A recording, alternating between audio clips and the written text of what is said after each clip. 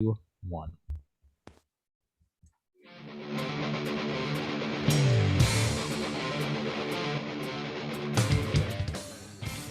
Welcome to episode 207 of Comic Timing, a comics podcast devoted to the average comic book fan from the average comic book fan. Joining as Brent Casino, rotating panel of guests, and myself, Ian Levacy, discuss whatever comes to mind, time after time. Here on Comic Timing, we continue the Zoom action here as we catch up on everything we didn't talk about in the last couple of months. There's a lot of movies, a lot of TV. 84 years. It's been 84 years. Here now, Comic Timing.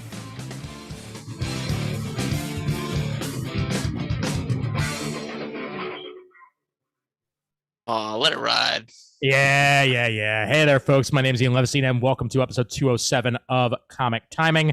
Casina is on the bottom of the Zoom here. He's on the bottom left. He's on the bottom left, ladies and gentlemen. What's going on, Brent? Wait. Hello, everyone. And also joining us, Mr. Soohoo from the confines of the Soohoo compound. Yeah, I'd like to thank Brent Casina and Comic Geek Speak for having me on the show. As usual, thank you again. You bastard. Look at the name! Look at the goddamn name! Trail's complete, Brent. You know what? I'm just going to go ahead and change my Zoom name right now. Oh, okay. There we go. Well, then thank you for having me, Brent and Ian. How are you guys doing? Oh, look at that. Hello, Ian. Hi, Raph, you motherfucker. And also joining us, recently back from Baltimore Comic-Con, and boy, are his arms tired, Jamal Igle. Hello, greetings. And Kris is here as well. Hey, Kris, what up? Everything's good. I think I really hate your theme song now. Why? It's fantastic. It's a classic. Classic, yeah. It's so 15 like years. 2006, man. Well, yeah, I'll get right on changing that in the next 4 years. And Donovan Morgan Grant. Donovan, what up? Should do a dubstep. I think the last time I was here was before I got my nose pierced, so I have a fresh hole for everybody to enjoy this fine podcasting night. That's what she said. So you want us to enjoy your fresh hole? Yes. Please enjoy your fresh hole. Wait, I'm going to enjoy your... Okay. And that is officially what this episode is going to be titled. Thank you very much. See, I'm the gift. I am the gift that keeps on giving. Just me. I just keep giving. God, no. That's no. Don't need that. I don't even know where to go after this, but yeah, we're back here for another Comic Timing recording. This will be on YouTube. This will also probably be simulcasted on the Comic Geek Speak feed about 2 weeks afterwards as well, because I have the power and I can do things. But yeah, this is good times, and it's good to catch up with you gentlemen for the first time in a while. Even though I saw Kris and Jamal a little bit more recently, Yes, with the whole New York Comic Con thing and what have you. That's well, you kind of saw me for D&D. So good. Well, I mean, Raph, I heard you. There's a difference. Oh, that's right. The internet, you see, the internet is not a real place. The internet is a place that people congregate. I forget. I hide myself on D&D. Forget about that. Yeah, he's gone lost in the net. Oh my God! You know what? Let's say. Yeah. Go ahead. Oh, Ian, I was gonna say you also saw me at. Yes, indeed. Yes, we saw Bond at the New Alamo Draft House. Trying to see that still. Oh, okay. Now the Bond movie itself, 2 hours and 40 minutes. Get ready for 2 hours and 40 minutes of a movie. It is long. It's long. Very long. I liked it. I did actually enjoy it.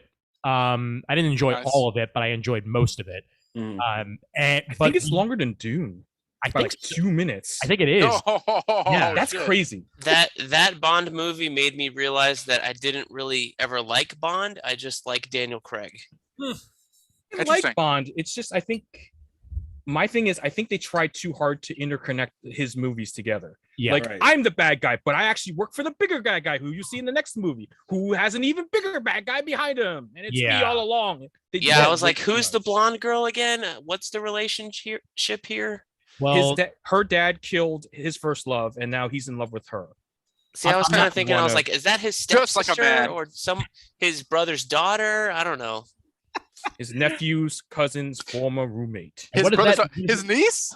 What does that make Age us? Inappropriate. Paramore. Absolutely nothing. nothing. Exactly. It's what you are about to become. Yeah, they're like 25 years apart anyway. Like Daniel Craig, like 52. I mean, Bond's been canceled for about a decade, so like, Yeah. it is what it is. Yeah. Well, Speaking of 52, oh no, not yet. Not Hold yet. on, That's fine. hold on. We'll get there. But I think overall, decent movie. But the Lower Manhattan Alamo Draft House is swanky as hell, and I love I need the to new go. bar. The new bar is beautiful. It's called the Press Room, and it's a museum for printing plates, along with it also being a bar. So like you walk around and you see all these old like 70s printing plates for nice. papers. They have like the old Star Wars advertisements, and they had a Fu Manchu movie. Raph, for you. Did they? I Yeah. love Yeah, those. because that's totally I love those. appropriate. Yeah, I mean- it's totally appropriate. I mean, different time. Different time. They- I've they still actually had- watched one of them now. The one with Christopher no. Lee. Oh yeah. It's bad. It's.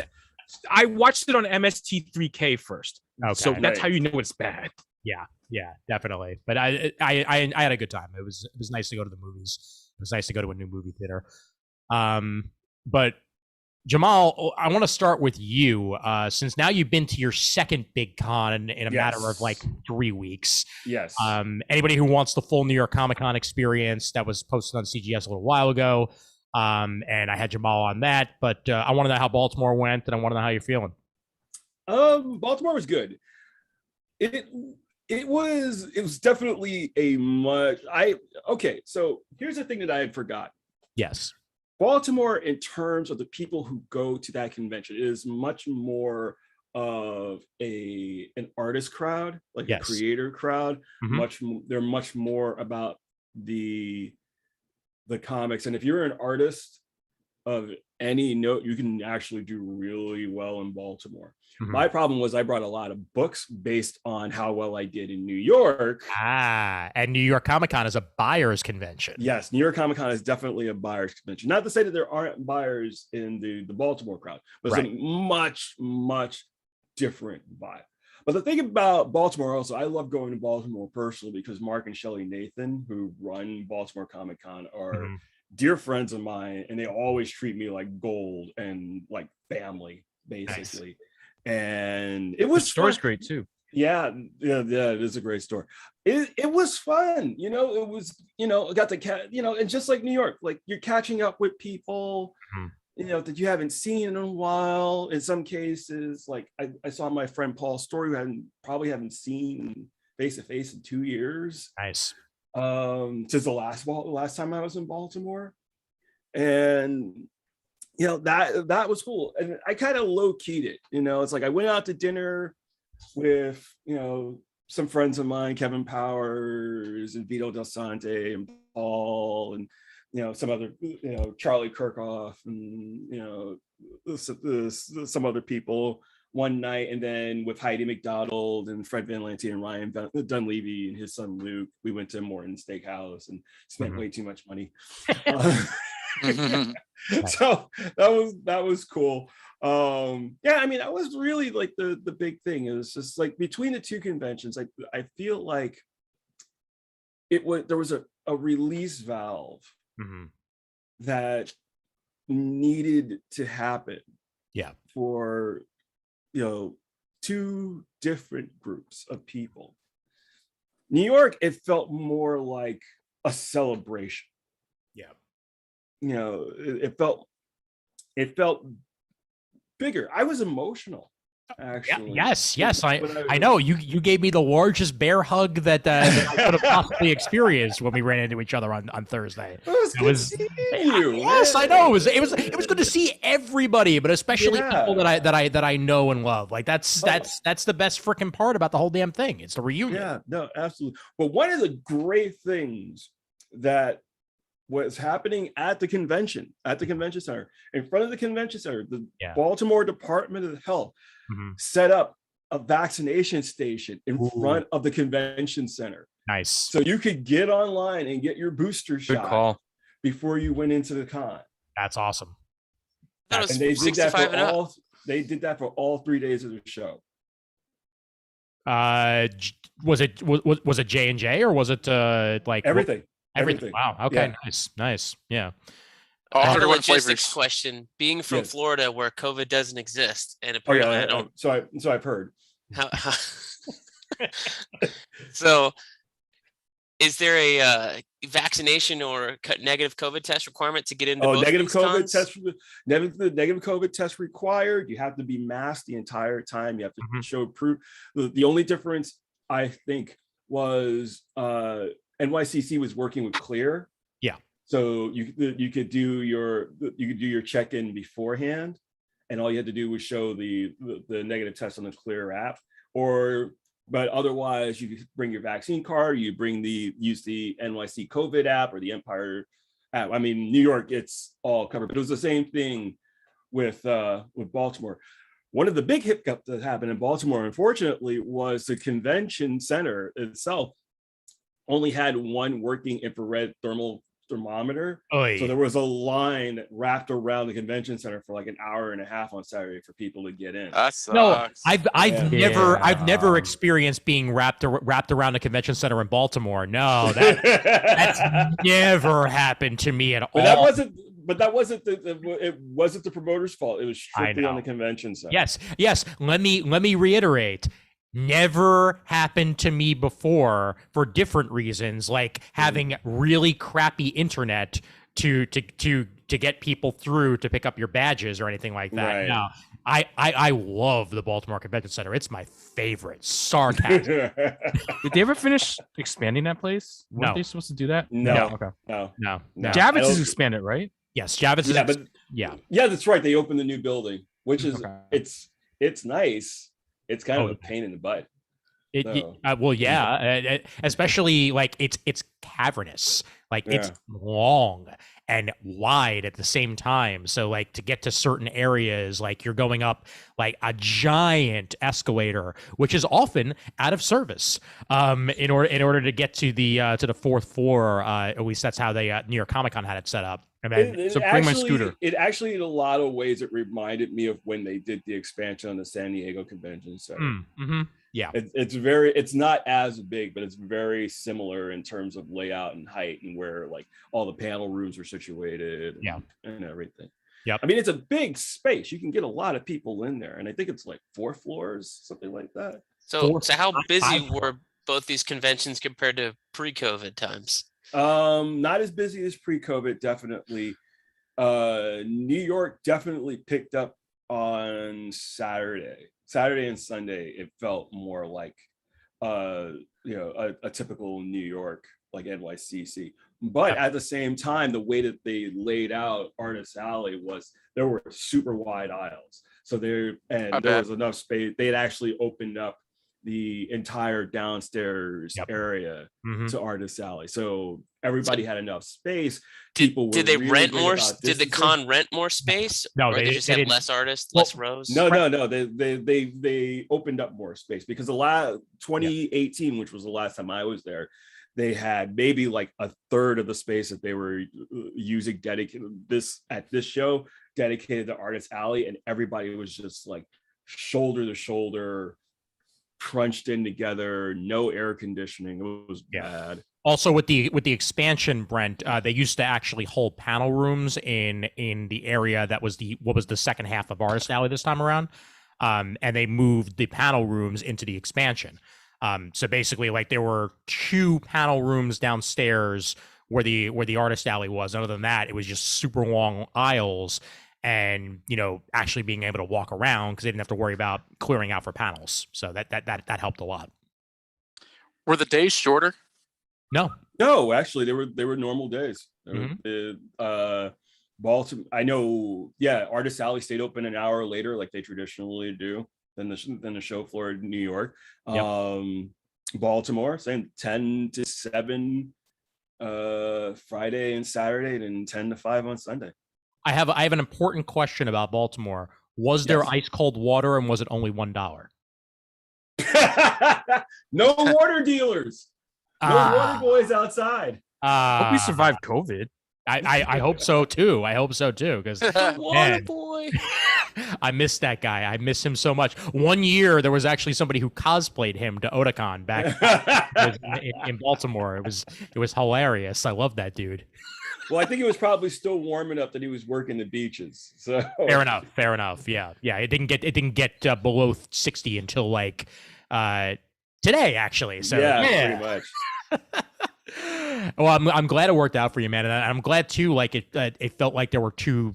Actually, I am glad that there were two different types of crowds, because that says that there's still a demand and a feel for it, and distinct personalities for each. No, absolutely. I one of the things that I noted, at least for myself, was that in spite of everything that's been going on, like the community itself, I almost kind of felt like it was coming together even a little bit more than it used to. Mm-hmm.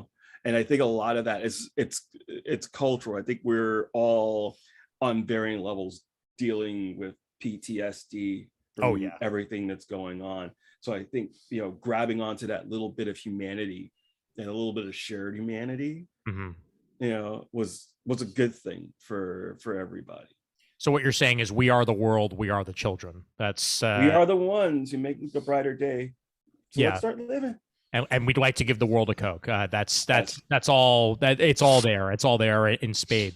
Also, Raph, I just realized that, like I said, I hadn't seen you. Of course, I saw you. I saw you freaking at AEW. Like that was the last. That's why I was like, you saw me pretty recently. You want to know how time doesn't make any sense anymore? Like, to me, in my head, AEW was like months ago, and in reality, that was only like a month and a half ago. Yeah.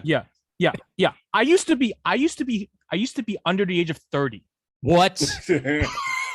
That was almost a decade ago now. All right. Nothing makes sense to me. Nothing has made sense to me since. It's fine. You haven't quite hit my age yet, Raph. So no, I haven't. But like, I am the old man of the crew. No, that's true. But the fact that the person you knew, back in 2006, have been allowed to reach this age, is astounding.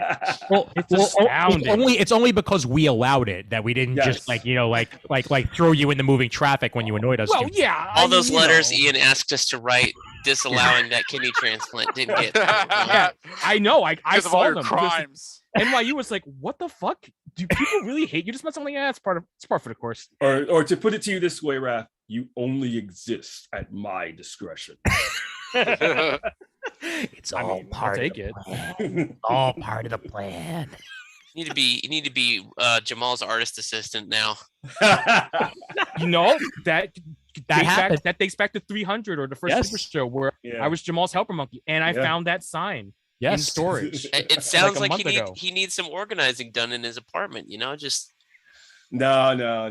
It's fine. We're actually like, what's the next step is taking some of these books over to U-Haul. Nice. Putting them in storage. I need help moving, Raph, soon. Next month, you want to come down? I mean, if you're gonna pay for the plane and housing, sure. I don't now, care. Important question, Brent. Does the new place have a man? Does the important question is, does the new place have a man cave? I mean, we haven't picked it out yet. We're still searching, but it most definitely will. I just got this couch last year, so I'm not going anywhere. I figured as much. And where else will you record BK's Bullets? That's right, BK's Bullets over at YouTube. Right over there. /BK's Bullets. I love that show. It is a great. No, Donovan never comments, but he lets me know in other ways he watches. Brandon always comments. I comment. I think I comment on the last. I should leave a comment. I'm sorry, Brent. I'm a bad friend. I'm gonna leave a comment on. So I want to know. I think the biggest thing to talk about, since we have Jamal on it, but in general, not just picking on Jamal, is the whole wave of the new. Remember how 10 years ago, almost spilled my whiskey. 10 years ago, when Comixology launched and DC went day and date, they were going to kill comics. Yeah. They were going to kill. And they did. Comics are over. Stuff. They're done. Local no more comic shops were done. Now we have the next wave of this is going to kill comics. Oh, yeah. And you have people like Jamal Igle out there killing local comic book shops. People like Scott Snyder, Francesco Francavilla, Greg Capullo, biggest all names these stars. Yeah. Substack throwing around money for James Tynion the Fourth and whoever else is doing that nonsense. Boy. Oof. How does Substack work for comic creators? Actually, I know like people do newsletters, but I don't know about anything else. I know how Comixology works because I'm using it. But what is this Substack deal? I don't understand. So basically, the Substack deal is the Substack got some VC money, venture capital for those of you not tied in with the lingo, and not you guys. I know you are, but for the wider audience. Of course, I know everything you're talking about exactly. Can you explain a non-fungible token? All right. Anyway, it's a receipt for a JPEG. Basically, it's the way to waste. It's money laundering for the high tech crowd. Basically. There you go. That's good. No, bro, it's the future, bro. I'm telling you. I just spent $19,000 on a picture of a monkey. All right, it's the future. It's the future. I'm telling you. Do you own said picture of the monkey? No, but it's still great. It's the receipt. No, literally, someone explained to me. It's the receipt for a picture that the other person doesn't own either. Yeah, it's like a certificate of authentication, but you don't actually get the item with it. Right. You get a link to the item. You don't get the item. You get a link to the item. You can't even use the item because you don't have the rights to the item. You just have a certificate that says, I paid $19,000 for a picture of a monkey. Yeah, the part when they said that the person buying the NFT doesn't own the copyright or the production rights to it, that's when I was like, that's a scam. Oh yeah, absolutely. So it's like an IOU basically. Not even. Just throwing money away. It's not even that. It's. Do you guys remember the episode of Fraggle Rock with Convincing John? A little before my time.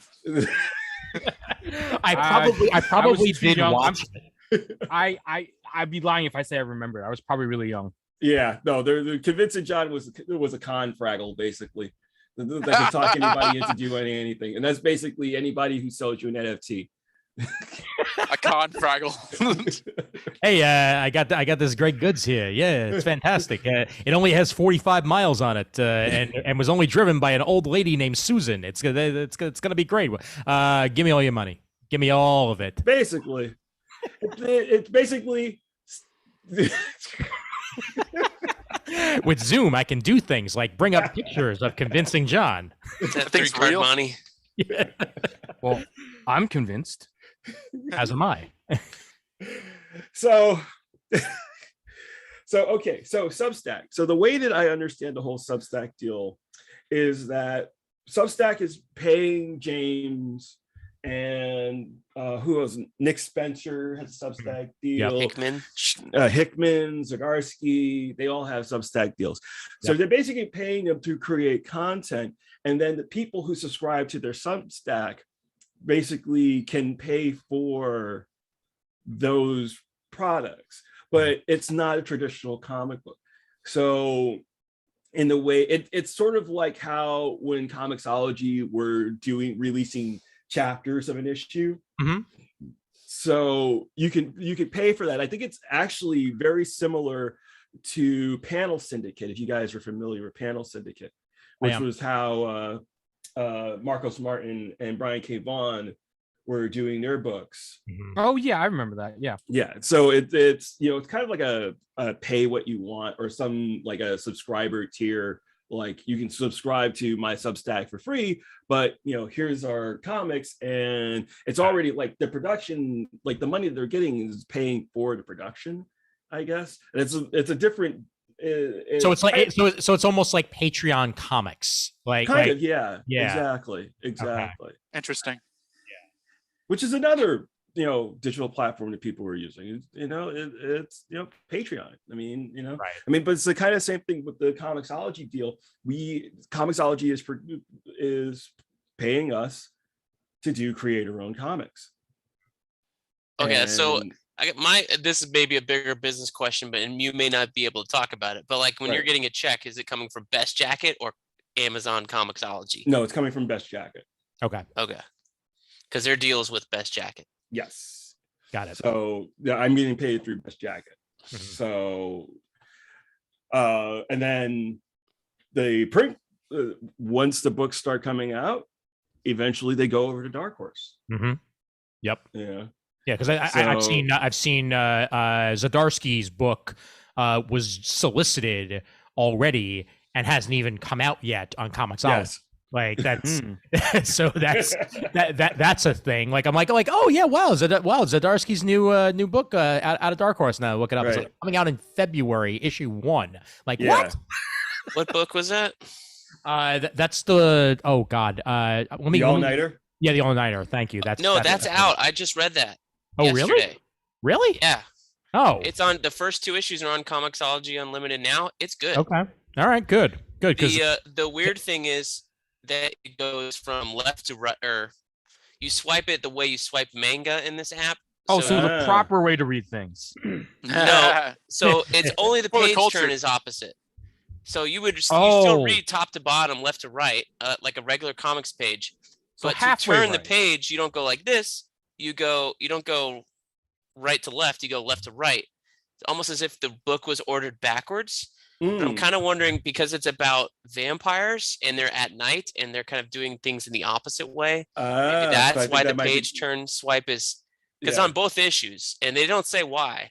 But I'm like, oh, maybe that's because you're throwing off your element. Yeah, and you're dealing with definitely part of the design. So it's pretty cool. The story's about vampires who decide to become superheroes because they've decided not to eat people. Got it. So it's interesting. It's good. All right. No, with costumes, less romance so far. And anybody with Amazon Prime can read this also. So that's you don't even need Comixology Unlimited in order to do it. And even better, if you have Amazon Prime, they let you borrow the book as well to read before you buy it. Yep. Yeah, that's what I only borrow all the Comixology books, the unlimited ones. Do that more often. Yeah. Well, that's super good to know, and it's because literally up until like 3 days ago, the All-Nighter was still showing up as coming out in February, and then it suddenly dropped. And that now might be the print edition. Yeah, the print edition is coming out. That's possible. Okay. All right. Cool. Well, then go figure. All right. Great. I'm adding them to my thing right now to read after we are done here. So go figure. Yeah. Oh man. But yeah, I mean that works, and frankly, I mean it makes me think even further, because I mean we've talked about like the quote unquote future of comics and all that. Like this makes a lot more sense for how you distribute single issues in particular. No, absolutely. Is to do them digitally, and then if you want your collection, then that's your physical media. That's what you have on your shelf, and that's the way to go. I mean, yeah, it's not great for comic shops, sure, but at the same time, it's also not like single issues are going away anytime soon. Like this is just another way of doing it. I would disagree, because the audiences are different for the most part.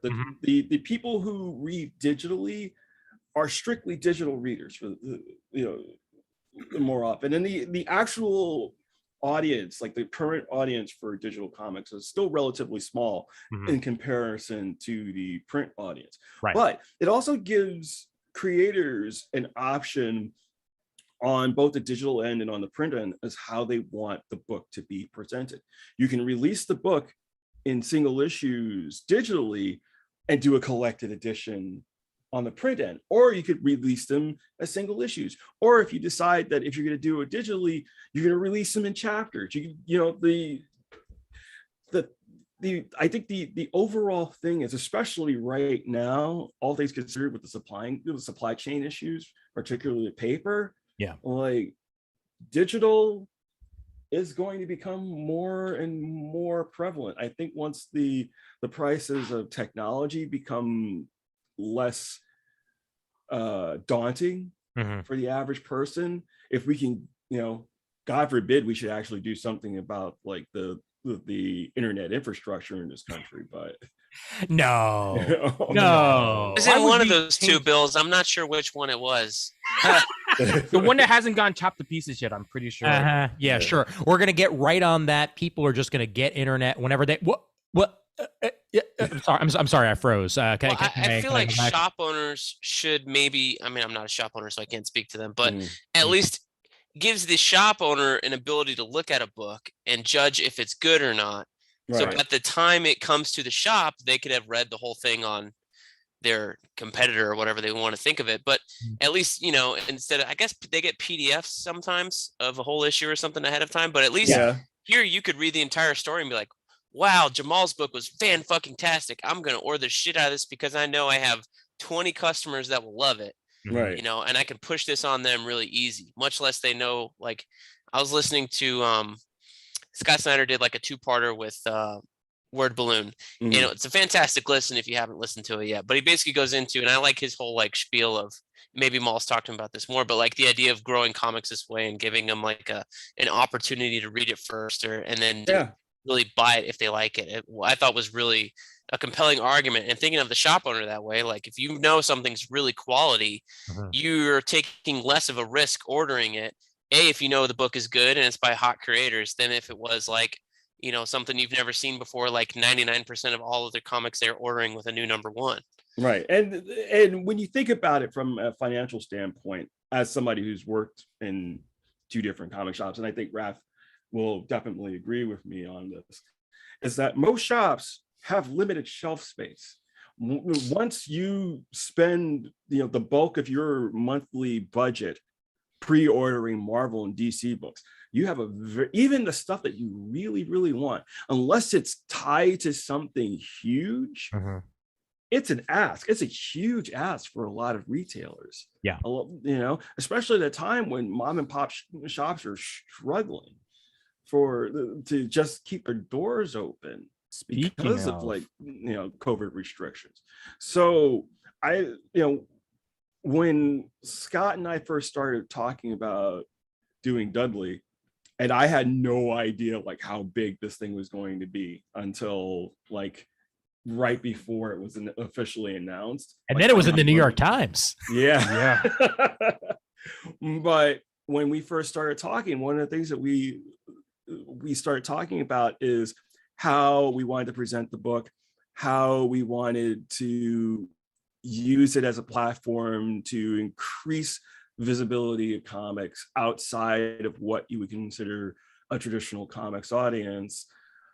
And digital is going to be the way to do that, because there's an entire generation of you know, kids, my kids' age, Brent's kids' age, you know, that's their primary communication method, and that's how they absorb content. Is not just, you know, they're multi-platforming. They're looking at their iPads and their Kindles and their phones, and they're watching TV at the same time. And they're looking up information about the show, and, you know, and that's, you know, it's, you know, the whole, like, you know, all the ticking and the talking, and, you know, all the ticking and the topping and the bipping and the bopping. I finally downloaded TikTok. It is very aggressive in making you want to look at it. Yes. Yeah. It sends me notifications every 30 minutes to like, Facebook's gotten aggressive. Facebook's like, so and so has added a new story. What's your reaction? I'm like, I don't effing care. 2 words: infinite scroll. That's what they want you to do. They want you to do nothing but stay on their site for 45 minutes to an hour before you know you've been sitting there for 45 minutes to an hour, and then you remember that you've already burnt your dinner because you're sitting there watching TikTok, and then you got to go and make yourself more dinner, and then you sit down and you watch more TikTok, and then there's more dinner burnt, and then it's just a process. And then your house is on fire and you're dead. Yeah, exactly. Basically, yeah, that's the way that works. They want to kill you. Yes, exactly. That's TikTok's slogan. TikTok, they want to kill you. TikTok, you're dead. This is why I just don't have Facebook on my phone. I'm not one of those people that's like, oh, I'm too good for Facebook. It's so evil. I don't use it at all. I'm like, I just don't put it on my phone. So I'm automatically limited in how much I end up looking at it, because I don't want to look at my giant ass monitor all day. No, so I'm similar too. Yeah, I kind of wait till I get to my laptop to look at it. Unless I'm going to be like away from the house all day. I typically save my like phone for like Twitter and Insta, all kind of stuff, rather than Facebook feels like a more sit down app. Right. As the guy who's always Facebook. Home and always online, this guy, it's hard. It was hard. Now I'm gotten better at it. But like the first 6 months of like lockdown, I lived on like Facebook and like Twitter, and then I eventually moved to Twitch, and now I'm just always on Twitch 24/7. So No, I have Facebook and Twitter on my phone, but I turned the notifications off, and that helps a lot too. Oh yeah, to be honest. Yep, absolutely the case. Going back to digital media, and Kris, I'll bring you on this too, because I mean, we talked about the biggest and best secret in reading, Shonen Jump. Mm-hmm. It's okay. You're only bringing this up because I'll tell you guys this story. I think only Ian was there for it. We were at New York Comic Con and we walked by the Shonen Jump booth, and I stare up on it, and there's like in giant quotes, the best deal in all of comics. /Engadget.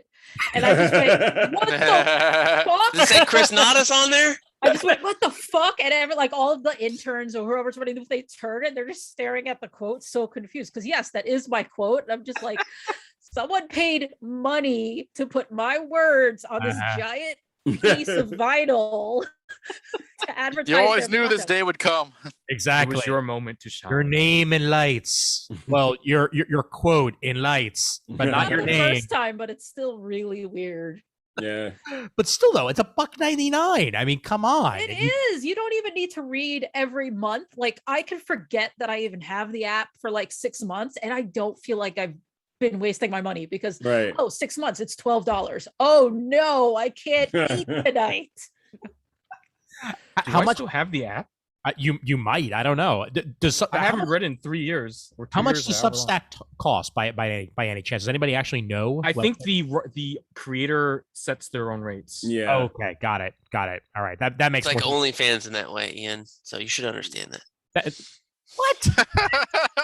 Well, I mean, there's free.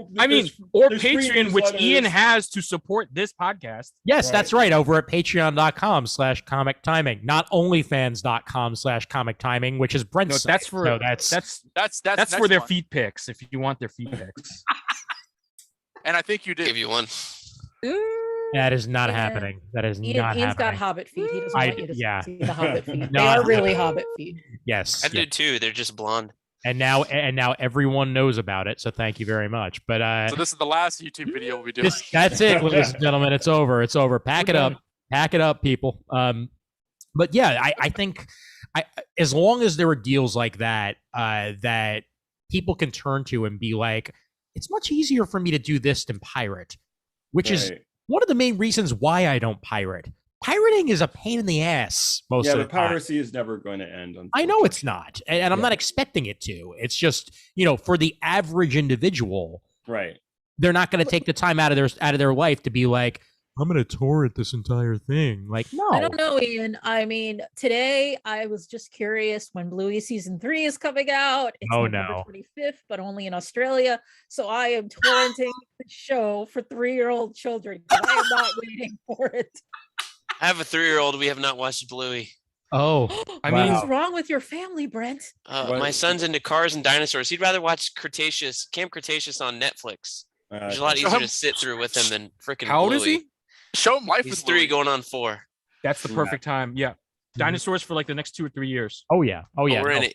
He can say Pachycephalosaurus. He had a stigmagloctoid he loves to pronounce. Nice. Wow, he's one up on me. We didn't have that when Katie was that age. We had Dinosaur Train, which is a much more genteel take on dinosaur. Yeah. I called velociraptors Velcro Raptors when I was like 6. Oh no, he's got it down. Stegosaurus. Yep. I've had this since I was 5. Oh, might as well just bury it with me at this point. This is a 35-year-old toy. Is that from the Land Before Time? No, I forget the name of the series, but each dinosaur came with a little like historically inappropriate caveman figure. Oh, nice. Extreme dinosaurs. What? Extreme dinosaurs. Maybe, I don't know. There was like a saddle. Wasn't there like a sci-fi riding dinosaurs and they toy when we were kids and they had like guns on them too? Oh yes, Dio Riders. Dino Riders, yes. Right? You had Dino Riders, and then there was a cartoon, a syndicated cartoon called Dino Saucers. Oh yeah, the 90s were so cynical. I love the Primal Rage video game. Primal Rage arcade cabinet. Hells yeah, dude. Primal Rage was fun. I also liked playing as the panda in Tekken. That was also. Oh, what was his name? Oh crap! I can't think of it right now. But I mean, there was the grizzly bear, and then there was the panda, and they were basically the just jaguar. And there a jaguar in there too. And then there was a jaguar at one point. I think you could also. There was a little reptile named Gone. I remember, and he like turned around and farted. He's called Gone with the Wind. So yes, literally, the panda in Tekken is called Panda. Get out of here, Kuma and Panda. Those are the two. He grew up to be in both Beastars and Jujutsu Kaisen. So it's like it's like a role. It's like the Doctor. Oh, I love Beastars with a passion. By the way, like Beastars is freaking great. I love. Talking about Beast Wars. Beast Wars. No, Beastars. Beast Wars. No, Beast Wars was awesome. Yeah, Beast Wars was awesome. Yes, Optimal Optimus. Come on. And they're making a Transformers movie that's basically going to be Beast Wars. That's coming out. Oh, so they want to ruin it because Beast Wars was my Transformers. That was mine too. With Gen 1 Optimus Prime and a couple of other Autobots though. I don't know if you saw it on Instagram.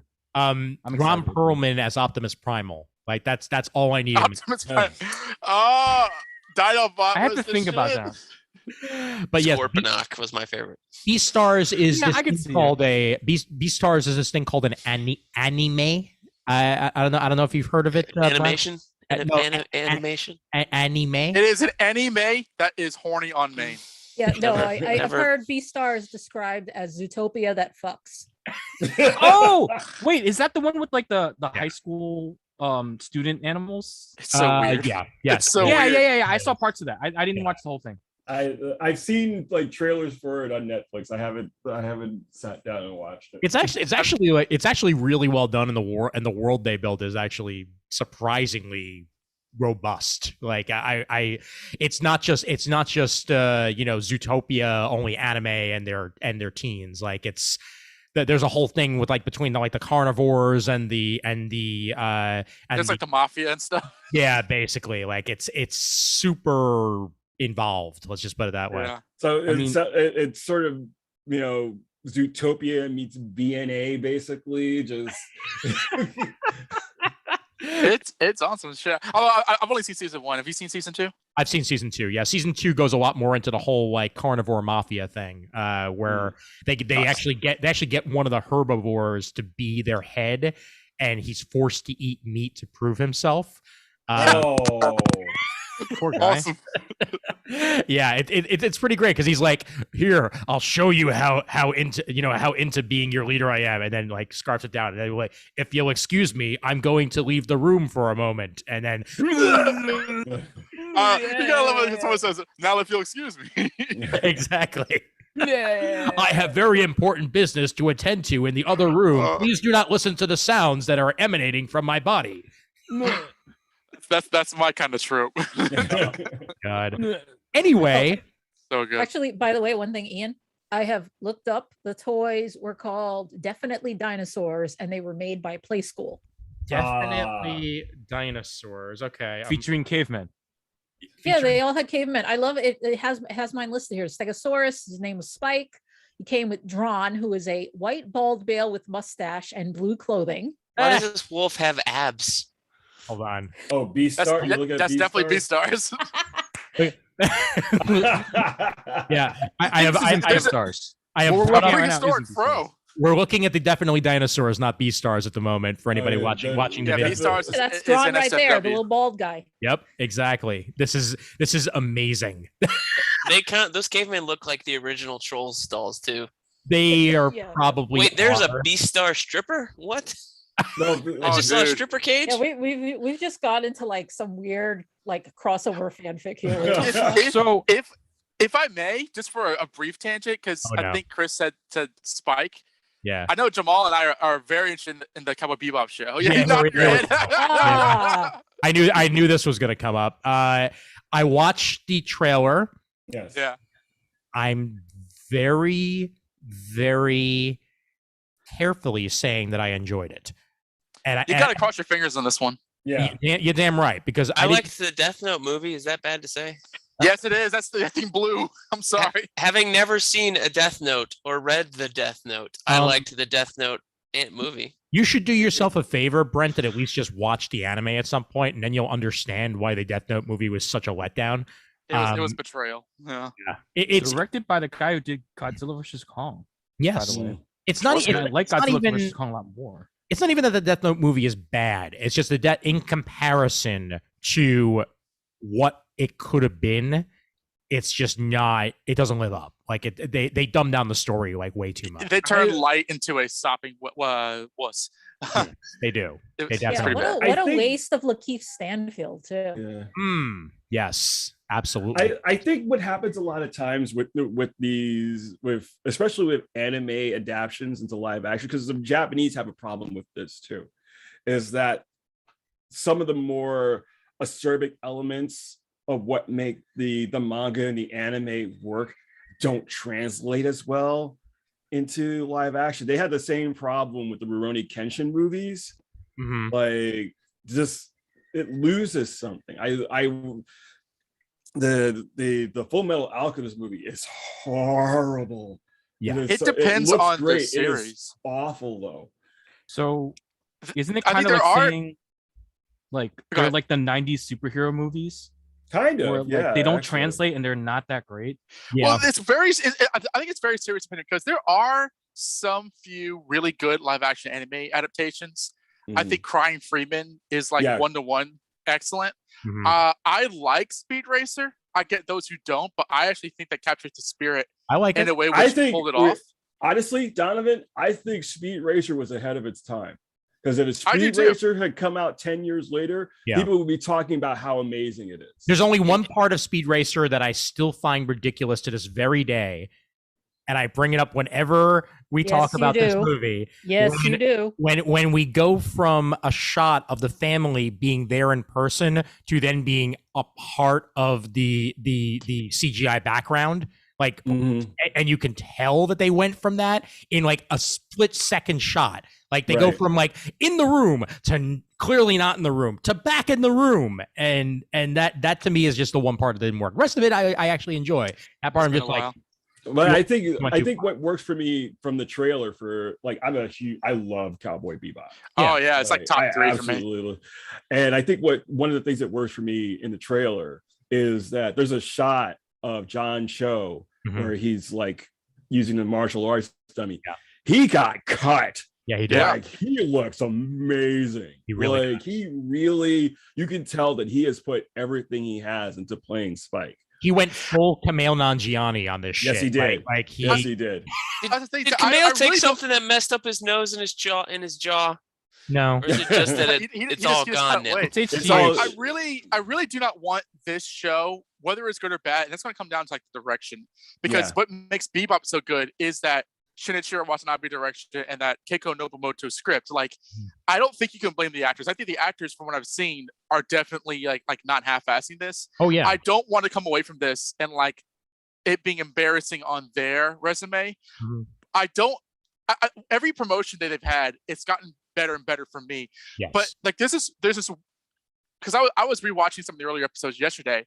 Not that I have to, I own the series, but like I don't want this to be like comedy first and like other stuff second, because Bebop is very tonally flexible and they've been kind of leaning hard on the comedy, almost like a Marvel reflex. Although it's very serious. In the most recent trailer, you see a lot less of that, and I think I'm hoping that that's a step in the right direction. That they basically just like showed the comedy first, and now we're starting to flesh it out a little bit. But honestly, if I've learned one thing about trailers, especially for things that I'm like a little bit on, I can't tell until I've watched the damn thing. And like it's coming out in like literally like 2.5 weeks at this point. That line about him saying I was dreaming, that was perfect. That was perfection. Yes. Here's my thing is I don't even mind if they take a little bit of a liberty, because I kind of felt the same way about Umbrella Academy, which was Umbrella Academy ended up being in a lot of ways very different from the comic book, but it worked for what they were doing. It fit the genre. Not everything that's done in animation or in comics can translate to action, so you have to be flexible. You have to be able to adjust to the medium. It can't be one-on-one. It can't always be one-on-one. You don't want to be a slave to it. Oh yeah. Well, I agree with you, Jamal, that it shouldn't be one-on-one. I mean, I love the original series too, and honestly, like I saw no need for this live action except for like two reasons. One being that it's something that my mom is more likely to watch, even though my mom has watched anime in the past. It's just getting her to watch something animated versus live action is like still a battle, even like 30 years later. I mean, my mom would be like, I love Vampire Hunter D. And I'm like, oh, you should check out these other anime. And it's just, she's just like, nope. And it's just soul crushing. Because she's I've got the same one, Don. Hells yeah.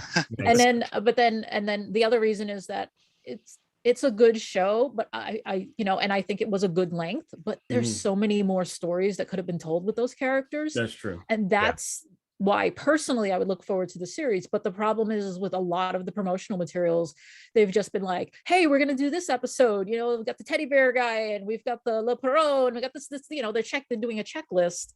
And that's not exciting to me. I don't need to see, like, if they do it better, that's weird because then I get funny feelings about that. I doubt it. If they do it worse, it feels like you've wasted my time. Yeah, it's a Kobayashi Maru. You can't really win. I don't think this is going to be Watchmen. Let's put it that way. Like, I don't think this is going to be something where I feel like unless he's trying to be Scott Pilgrim.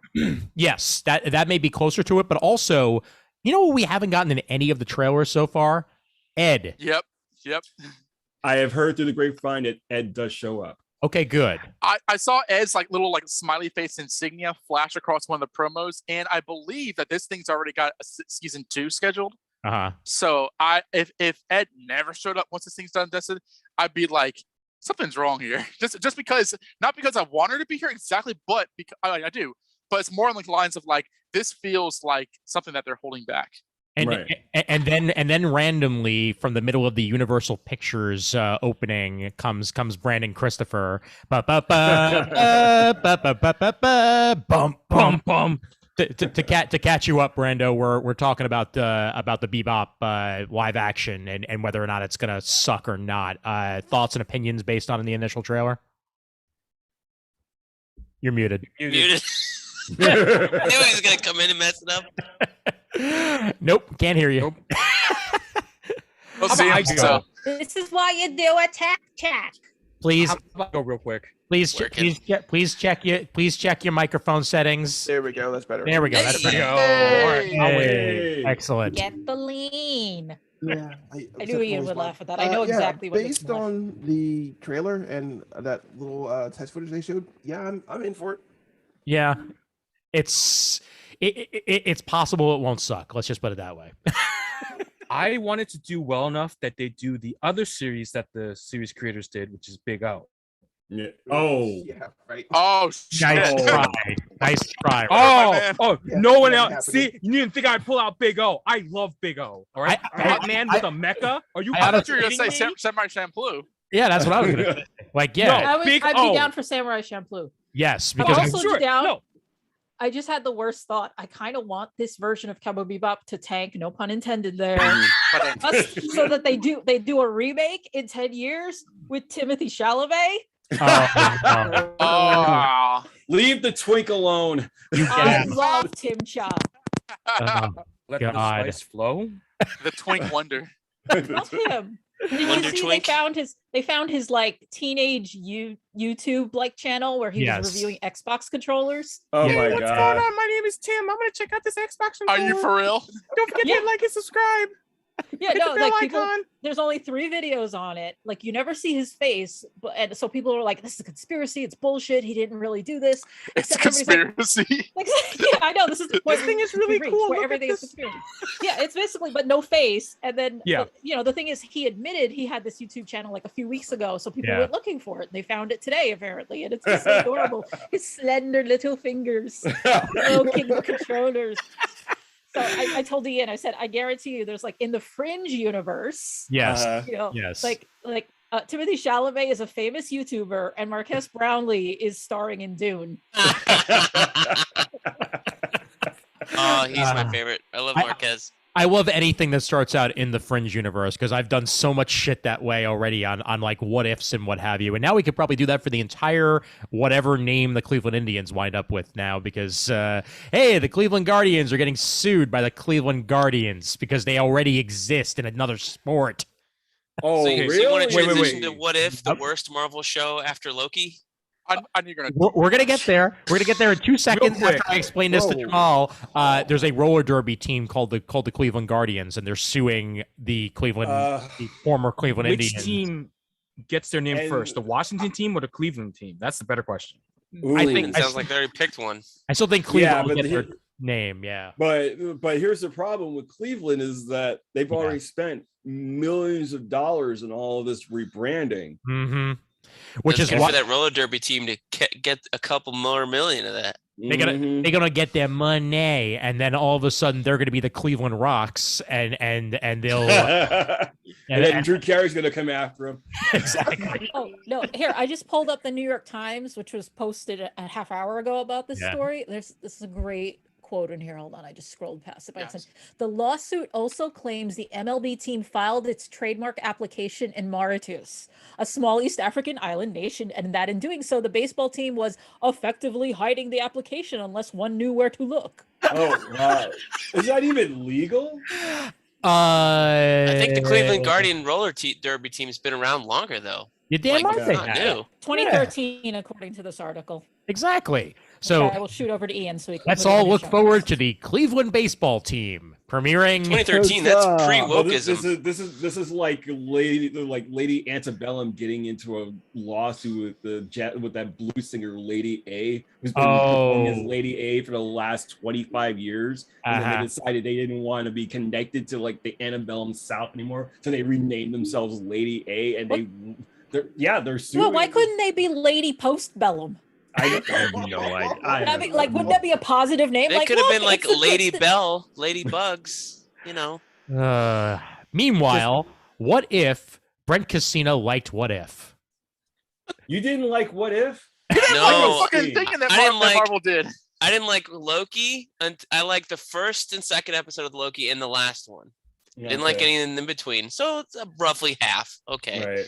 And then What If I liked the first episode, and then I didn't really like any of the other ones because I felt like what threw me for a loop was the Star-Lord one, and that was like, all right, well, they're not really going to push the What If portion of it because I firmly did not believe that if you took T'Challa at 11, he's going to grow up to be fucking Chadwick Boseman T'Challa underneath Mary Poppins y'all and all those other yahoos who are like terrible people.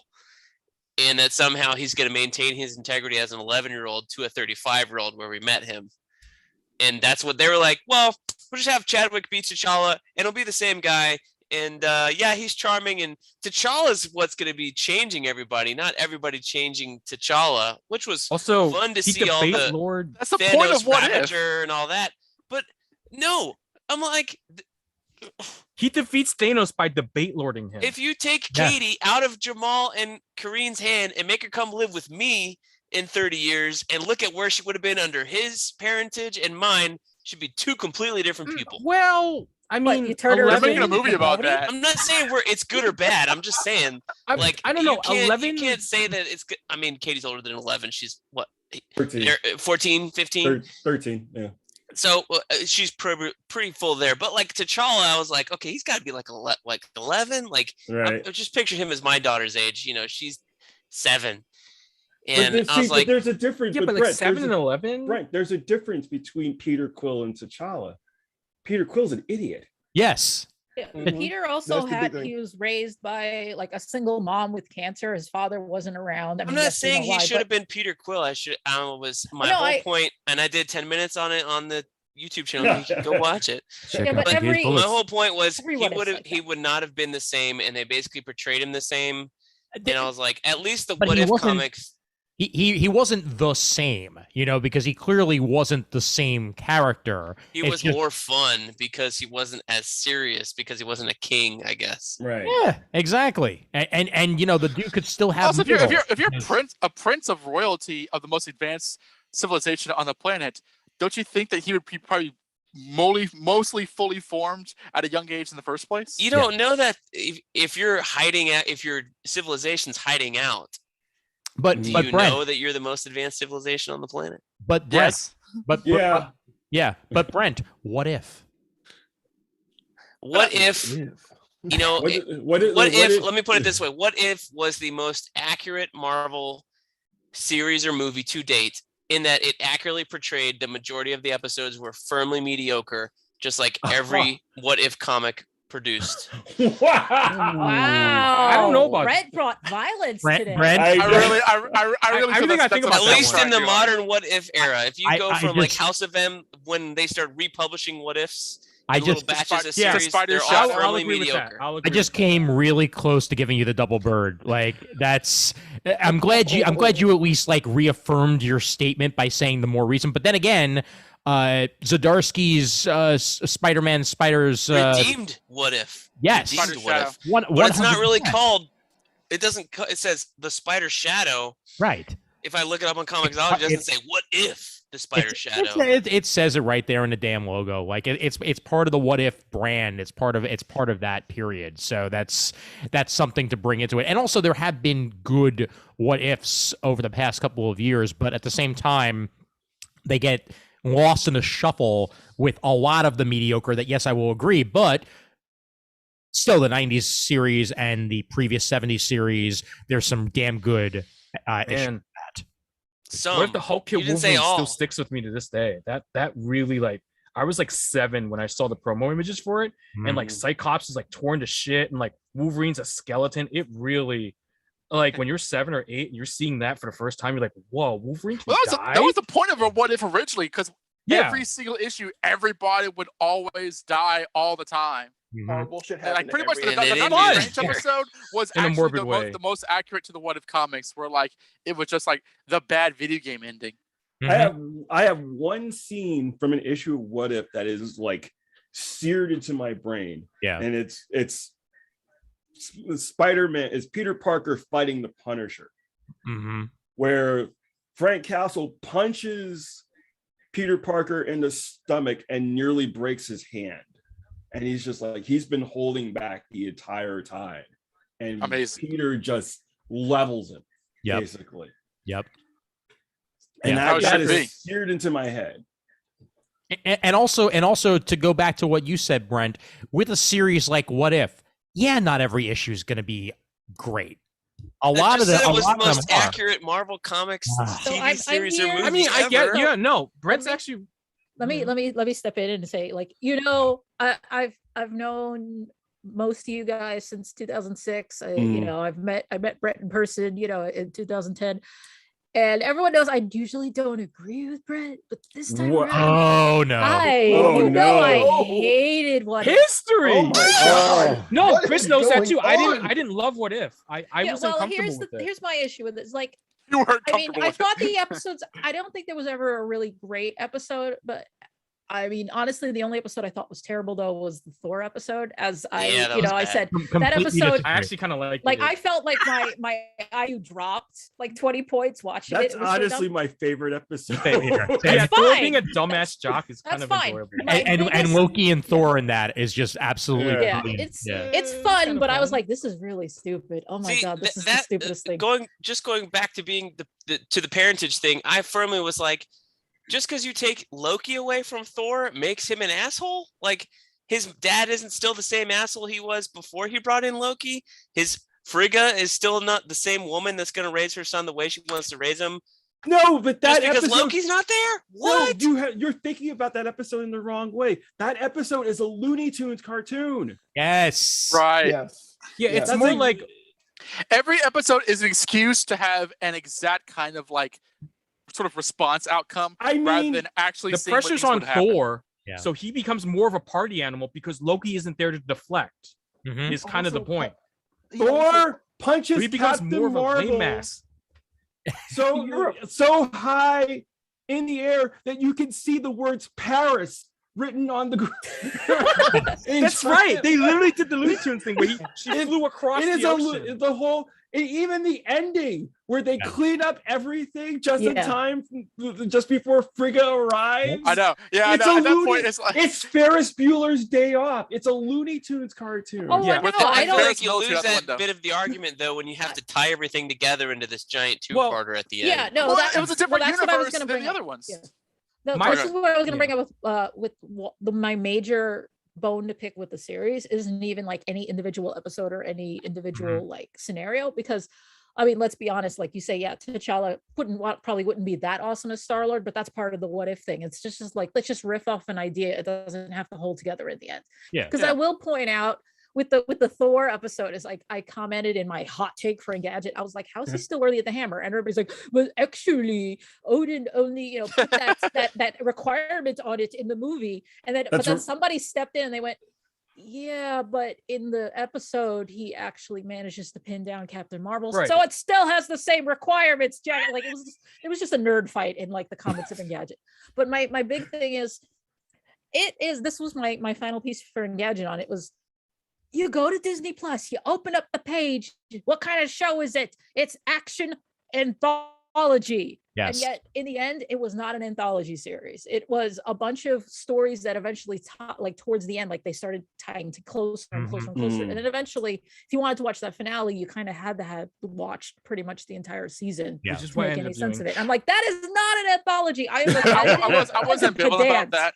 I wasn't ambivalent about that because that is a direct breaking of the rules. On one hand, it's like, who cares? It's a lark. On the other hand, it kind of felt that like for the MCU audience, they kind of chickened out. And it's like, well, we have to have this all mean something rather than actually do the whole what if thing. Right. I mean, the series to me was amusing. I didn't need it to like like save my fandom or whatever. It was clearly just meant to be like an amusing sort of like exercise of the multiverse idea, which comes straight from Loki. Yeah. Loki, which I thought was very strong, although I did not like the last episode. But I mean, I think all of these have been like entertaining from one and to another. I've never come away from any of the shows pissed off. Right. I agree that they did break the premise on the last two episodes. And it actually reminded me of, remember when the What If comic broke its premise in the 90s when it had like that crossover in between like 4 issues where like the Watcher was like there were these like tying bandits or something like that were coming together and like going across universes or something like that. The only reason I even remember it is that I had an issue of What If from, I think, What If Wolverine had remained Lord of the Vampires or something like that was part of that crossover. Wow. It's honestly a really fun issue, and like I actually really enjoy it, but like they would take like 5 pages of it and devote it to this crossover later on in it, and then it would go ahead and go what it was. I would have been all right with this just being an anthology in the end. I understand why they did it, and yes, Chris, I do believe that it is them not believing in their own premise and believing that they somehow have to make this quote unquote matter, when in reality all this is what if, like that's it. And I think season 2 will probably be just that, but they didn't have to do it, but they did, and it is what it is. I don't want the show to be canceled or anything. Like, if it can keep going, I just had an idea, and then Jamal can say whatever he wants to say. I'm sorry to cut you off. Oh, no problem. I figure because Disney Plus has all of the, what they call like the legacy stories, like they have all the old Marvel cartoons. I would love a what if episode that was in like the X-Men the animated series universe. Mm-hmm. Oh my god, yes. So that will justify the entire existence of the series. I'm gonna mute, and Jamal, you may talk. What if Spider-Man found Mary Jane? Okay, anyway, continue. Shut up, Ian. So what I was going to say, in Brent's defense, I'm going to say this. I think that Disney Plus so far kind of straddles the fence between okay and spectacular, depending on the show. Mm-hmm. And I'm not saying that the quality of what they've presented with the Marvel shows in particular has really been bad per se, but I think when you come straight out of WandaVision into Loki, and you want Loki to be as strong, and I think there were parts of Loki, like even to me, I think there were parts of Loki that weren't as good as they could have been, but I understand this, the circumstances, COVID and everything, changes in production, and then the same thing with What If having to cut the Gamora episode for time, and so there's various things. I think that what they're doing as an extension to the films in particular, it's actually, it's pretty good. It's it's a daunting task to try to weave all of this stuff together in a way that feeds one project into another. We're going into Eternals, we're going into Spider-Man No Way Home, we're going, Doctor Strange. They're filming, apparently did not know that they were filming Spider-Man No Way Home and Doctor Strange at the exact same time. Neither did I. Oh shit, really? Yes. I guess it makes sense. Idea. Because this is a tie-in. Well, because I'd heard that there were going to be reshoots on Doctor Strange, and that may very well be one of the reasons why they apparently it's like round 2 of reshoots. Yeah, exactly. So, which also makes sense because I guarantee you they had to change the story when Raimi came on board, because Raimi probably had his own way of doing things, and they had already laid out what the movie was going to be with the previous director before he popped on. So it doesn't surprise. How can we make this more 60s? Yeah, Raimi was brought in like a year ago. I think that was announced. Yep. Yeah. But still, they were already in pre-production. And then we're getting in. We got Hawkeye, Miss Marvel, the Marvels movie. Yep. Moon Knight. I mean, there's all this stuff that's happening in one. They're feeding this whole giant machine, and frankly, I'd give it a 7 out of 10. Yeah. There's some things that aren't spectacular, but there's some things that are, fucking amazing. On a related note, Jamal, is there any franchise Oscar Isaac isn't in at this point? Because I feel like he's in every single possible place I could find him. Like, make that money, baby. I haven't been on Star Trek yet. Batman. You're right. Batman, Batman and Star Trek. Yes. No, because now they're going to cast Oscar Isaacs as Roman Sionis. Wait. Oh, it's hot. Is he in That's the hot. MCU proper? That'd be good. No, he's not in the MCU proper. No, he's Moon Knight he's comes Moon out. Knight. He's Moon Knight. Yeah, he's gonna be Moon Knight. Yeah. So that's not out yet. So we can't give him that yet. But he's still a part of it. That's what I'm saying. Like what if they cancel the series before it comes out? They're not going to. He'll still be part of the MCU in our hearts, Raph. Exactly. And I wanted to say, now Oscar Isaac is part of the What Up With That cinematic universe. That's very true. That's very my true. My favorite part is like, you're not going to do this to me. No. You're not going to. What's up with that? Existential crisis. And for that matter, apparently Bill Murray is going to be in Ant-Man. That's happening. Yeah. We're going to talk about fucking future spoilers. Goddamn Marvel for the Eternals fiasco. Okay. I don't know what's been spoiled from that. Yeah, I'm not going to spoil it. I'm not going to spoil it. We're not going to. However, I do want to say there are two post-credit scenes on Eternals, which comes out a week and a half from when we are recording. And I was like, I'm not going to, as with most things, I'm like, I will wait. I will watch it later. It's coming out while I'm in Japan. Maybe they'll have it on base. Maybe they won't. So far, signs do not look good. But I was like, nobody's seen this. This is different than like the Dune thing or like reviews coming out or whatever. Like nobody's seen this movie except critics and the Rome Film Festival. And these motherfuckers want to post, not only are they posting on Twitter is one thing. Yeah. But the media industry, the clickbait industry, can't even contain themselves by not starting to write articles about said spoilers. Even if you're labeling it Eternal spoilers, I still think it's wrong. And what got wrong. me weren't. No, they say Eternal spoilers, weren't. Yes, and then they say the spoiler in the same title. This is what got me. It was so and so joins the Marvel universe, not Bill Murray, a different person as so and so, and I was like, well, this has got to be, because I had heard like one of the Eternal spoilers is a big casting announcement almost basically. And I was like, well, that's got to be one of them. And I was like, God damn it. That would have been nice to see. Yeah. So apparently they're both like the best parts of the movie, kind of like Shang-Chi, or not Shang-Chi. There was some other movie that was post-credit scenes with Venom. Venom 2. The best part of the movie was that post-credit scene. Yeah, I had that spoiled for me. I spoiled that for me on purpose because I just really don't care enough. So I was just well, like, I haven't seen either Venom movie, so it didn't bother me to be spoiled. But I kind of, and I said this on Twitter, is like, there are people who you couldn't wait 48 hours. Yeah. Before you start posting this clip online. Like, what the fuck is wrong with you? The audio of the clip was online the day that it was screened in London, which I think was the second ever screening. Tom Hardy comes out and literally tells people, look, can you do me a personal favor and not have this be? And someone said that was the marketing plan, though. Remix. I know. That was the marketing plan. I know. That post-credit scene, it was like, don't spoil it, but that was the whole marketing plan. Like, what is this? What is? Gotta go see it. Gotta go see it. That better come up. That better not be like, an ad.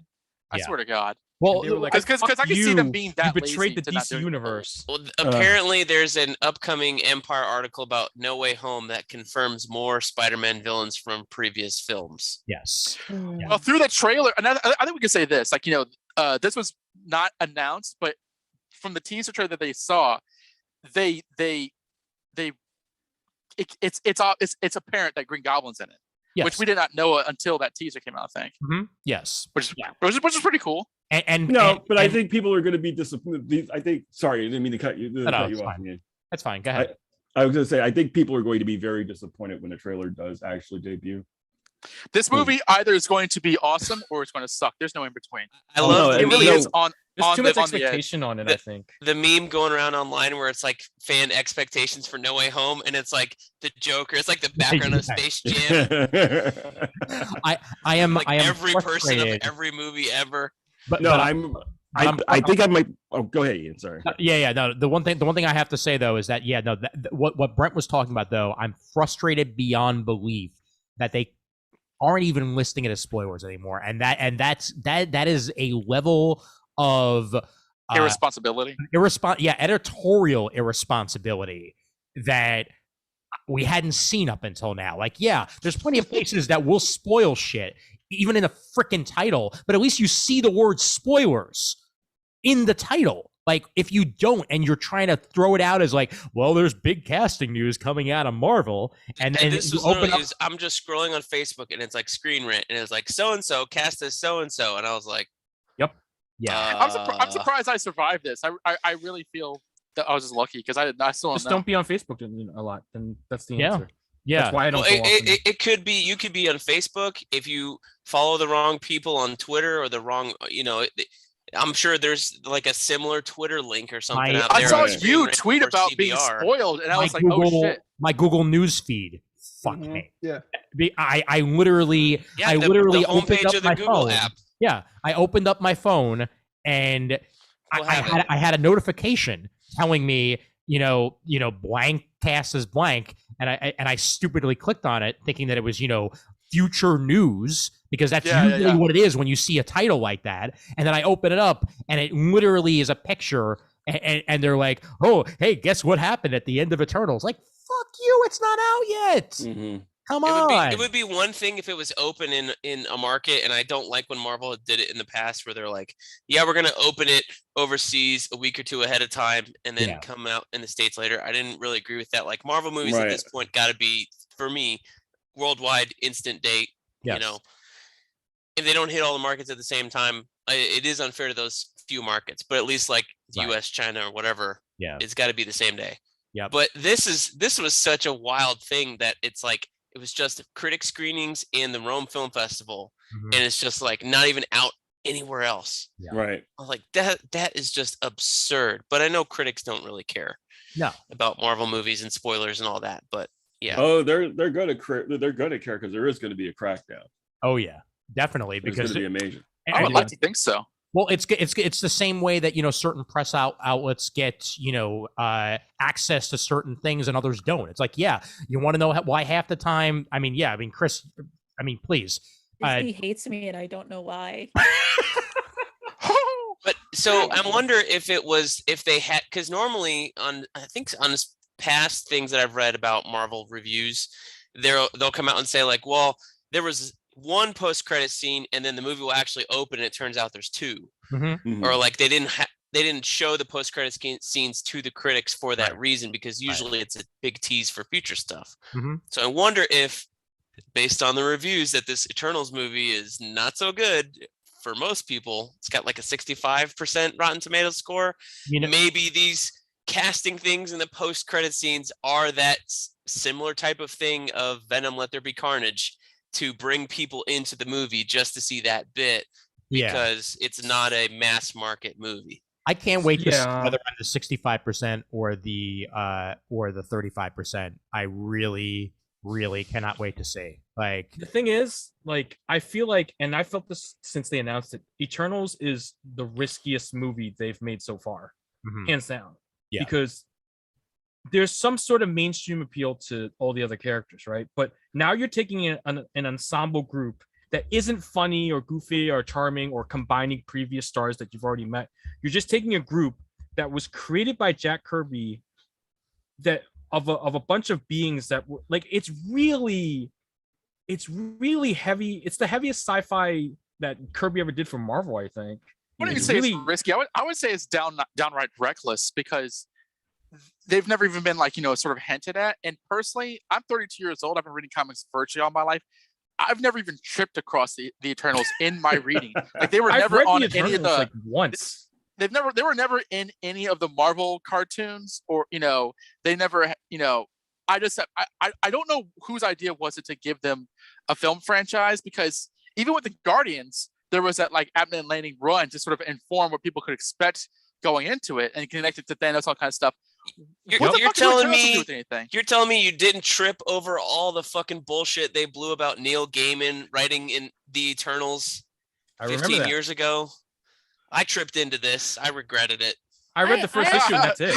This was actually good. Yeah. This was actually good. The I'm promoting that first one right now at Barnes & Noble to get it to sell.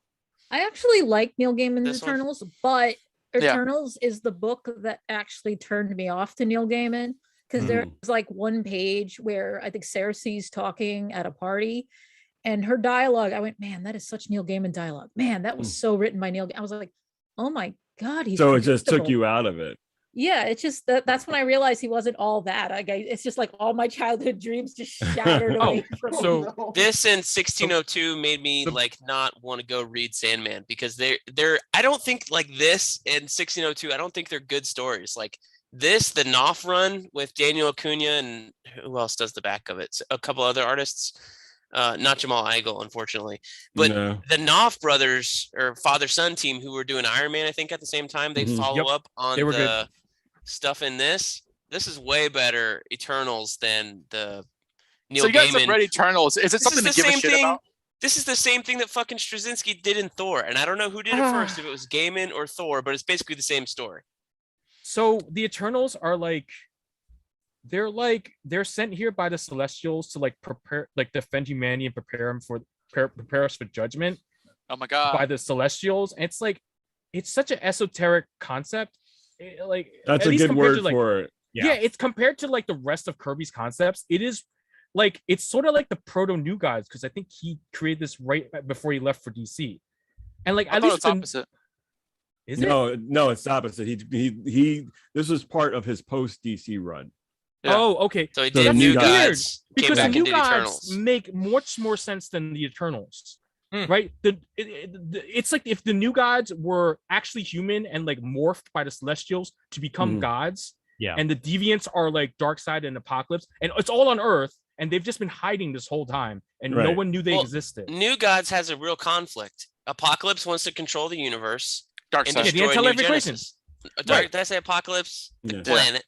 I mean, it's Planet Apocalypse, led by Darkseid, has real conflict with New Genesis, and that's clear cut in terms of like black and white hero villain stuff. Well, when characters in Eternals is just we fight the Deviants or whatever, and we don't not really sure why. When you look at the character designs that I have on the screen right now, does that scream movie to you?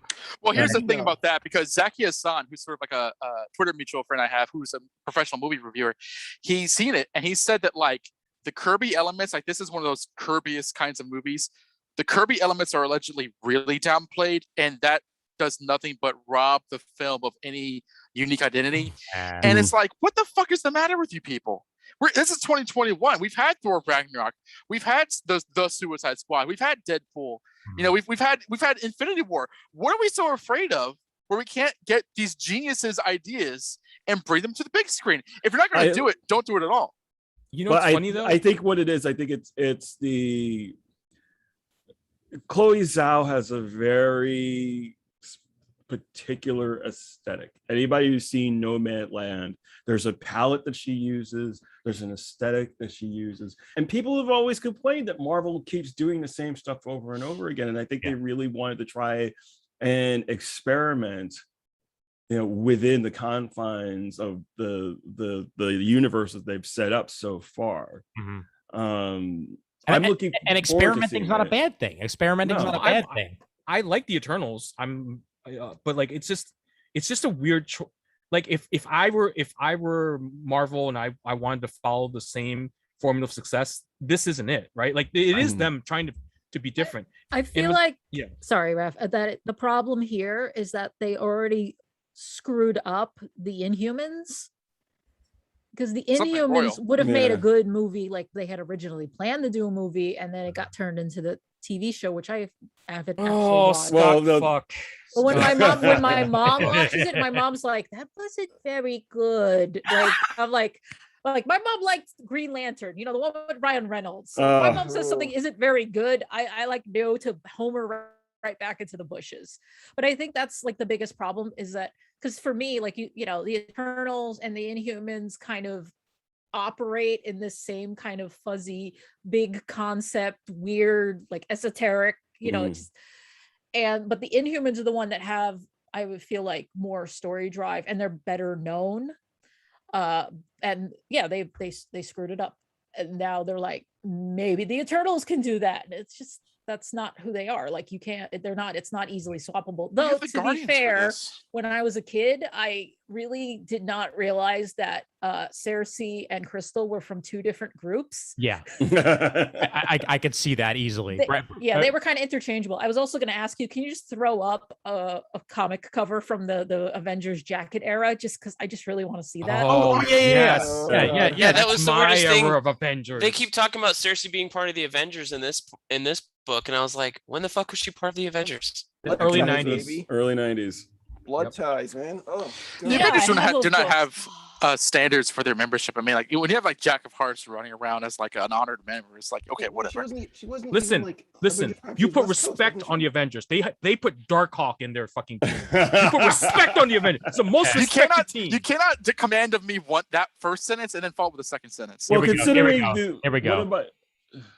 Ladies and gentlemen, I give you peak era. Yes. Oh God. There's an issue of Ben Reilly Spider-Man in the 90s where he goes to see the Avengers, like early Dan Jurgens. And that's the first time I saw like jacket era, and I was like, what the fuck is this? Like it looked like they were cosplaying as both Cyclops and Havoc.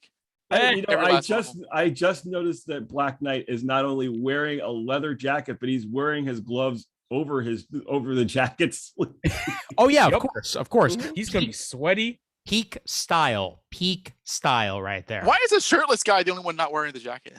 Because Hercules never wears the jacket. Exactly, he's Hercules. You're lucky he's not freeballing, man. I was gonna say, Brandon, thoughts on Eternals even existing? Like seriously. Oh God, I have. It's such a odd concept to go into for a movie, and like it looks really good from what I've seen, but it's one of those movies where like aesthetics don't make a movie here, and there's not much to grasp for it because it's super fucking high concept. That's the problem. Yeah. If anybody comes away from the Eternals saying this is literally my favorite comic movie ever, you are automatically pretentious. Well, here's the thing. I'm not saying it's going to be good. I'm not saying it's going to be good or Pinkies bad. Up, baby. Pinkies up.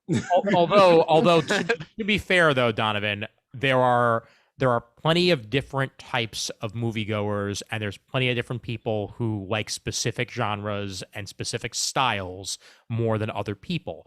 You know that there is a human being out there who will say that Thor Dark World is one of their favorite movies. And I know for a damn fact I know one.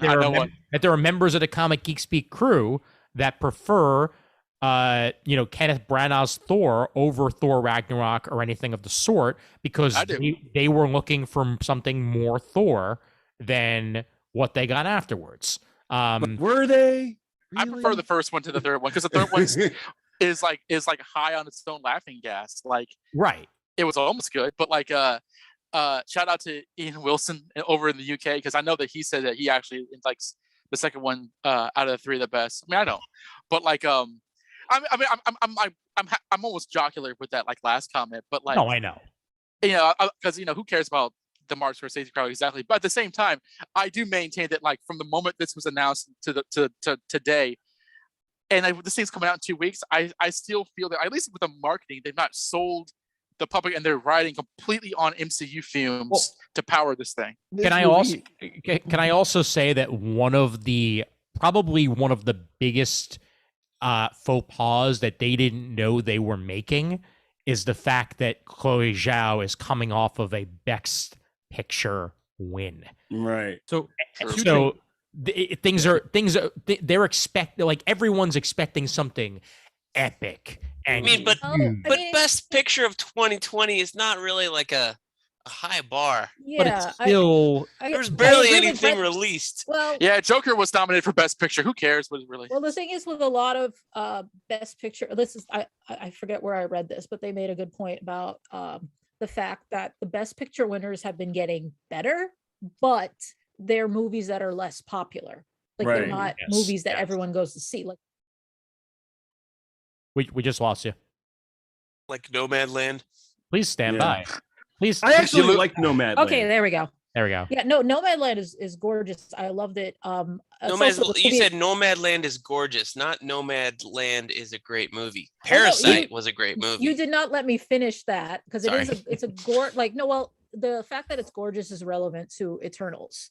The fact that it's a good movie is, I don't know how that translates, because like Nomadland is a great movie that kind of like, when the credits ran, I just started sobbing, because like it's a weird movie, because I can't even say there was anything that was particularly sad. It was just the whole feeling of the movie just left me so drained at the end. I was like, these people need a social worker. And I'm like, as the credits are rolling.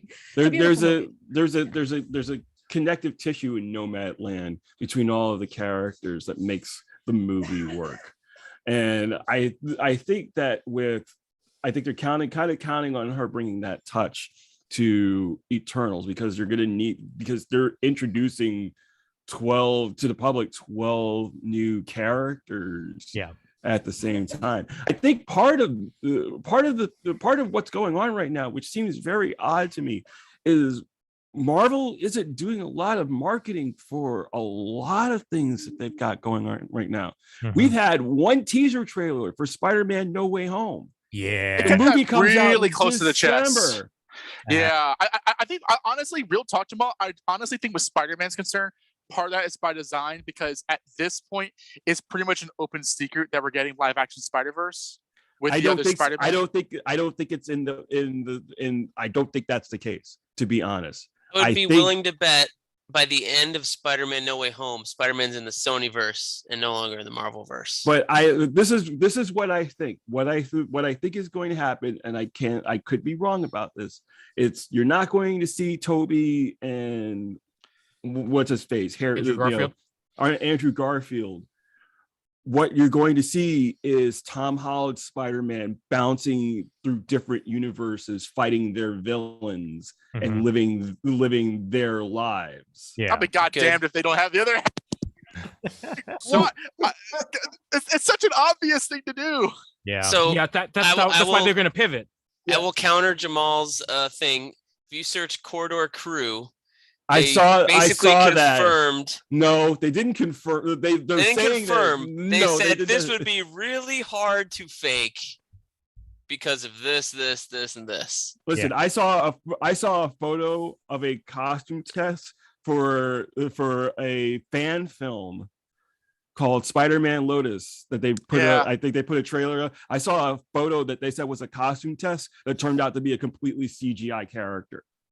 Like, it's not that hard to fake. So at the same time though, if we do get them, I guarantee you it's going to be in very small doses. It's not going to be the whole freaking movie. This is not Spider-Verse. We're going to have because they can't do Zendaya-like takes for Toby and what's his face, Andrew Garfield. We're going to have people on Vulture in the Cut complaining that there wasn't enough Andrew Garfield in the movie. Of course. Like there wasn't enough Zendaya. I am not expecting it to turn into like those movies. Like two podcasts ago, maybe this time last year when they announced like Jamie Foxx and Alfred Molina, I would have said they're not doing that just because like it's just not in this.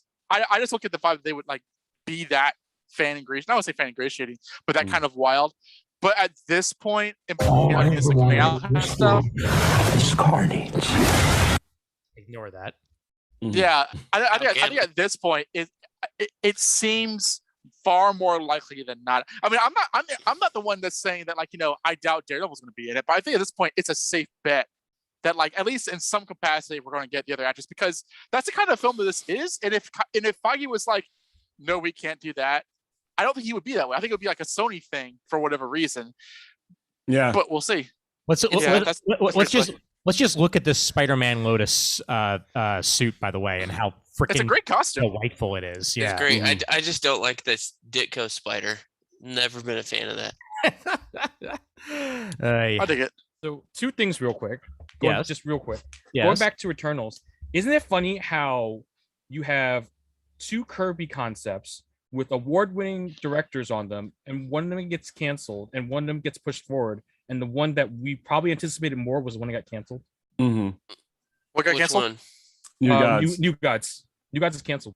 I wasn't anticipating it because Tom King was on it. That's a fucking Zack Snyder. But like if you told me if I had to choose between an Eternals movie and a New Gods movie, which one I'd want, which one I'd cancel, I would choose the New Gods movie. Yeah, but you had Tom King and Ava DuVernay on it, and I was like, well, those people have heads too big for their shoulders, so I'm sure this won't get off the ground. Ooh, wow. I mean, like in a bubble. I'm just saying.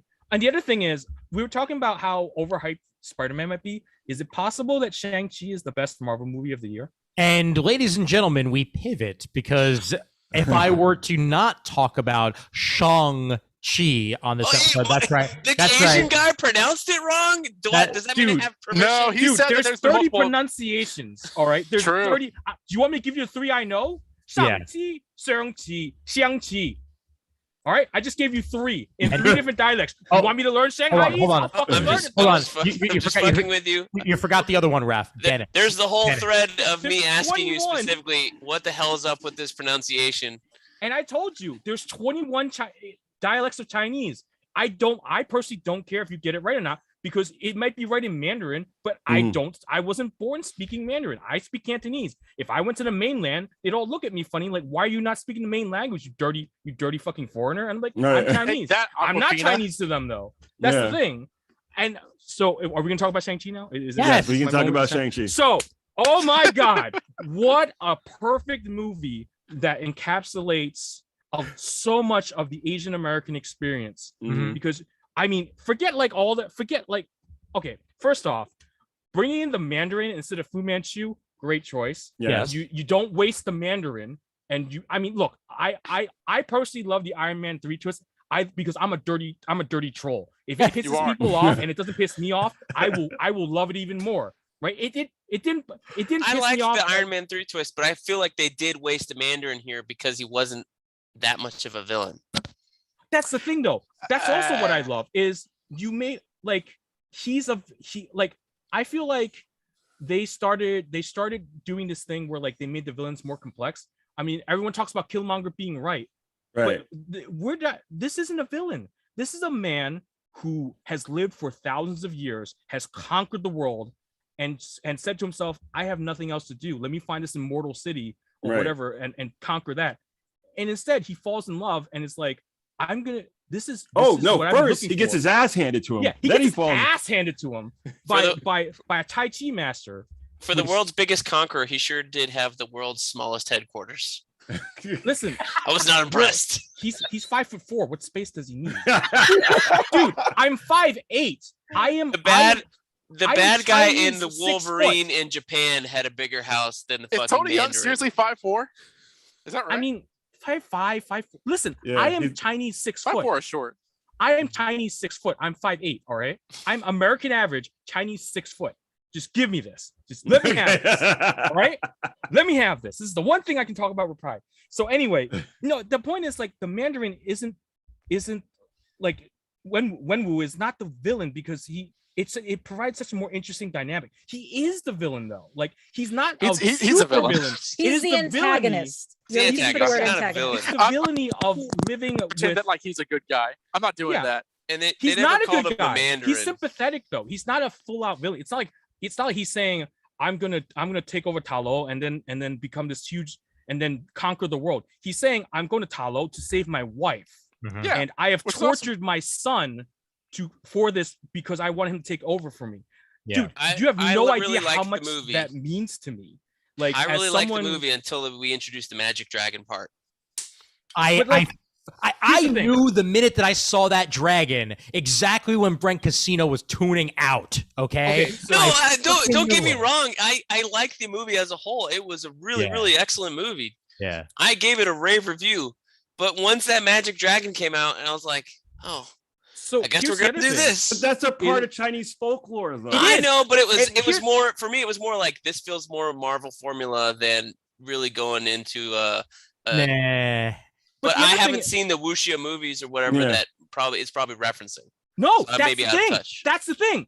You got to let me finish my rant because I'm going to drop so much knowledge on you. All right. He has literally been waiting to talk about this since he saw it for the 5th time. No, that's not true. Go in like I've been waiting to talk about this since I was like 4 years old. That's so true. Let's fucking go. Yeah. All right. Why also let him finish?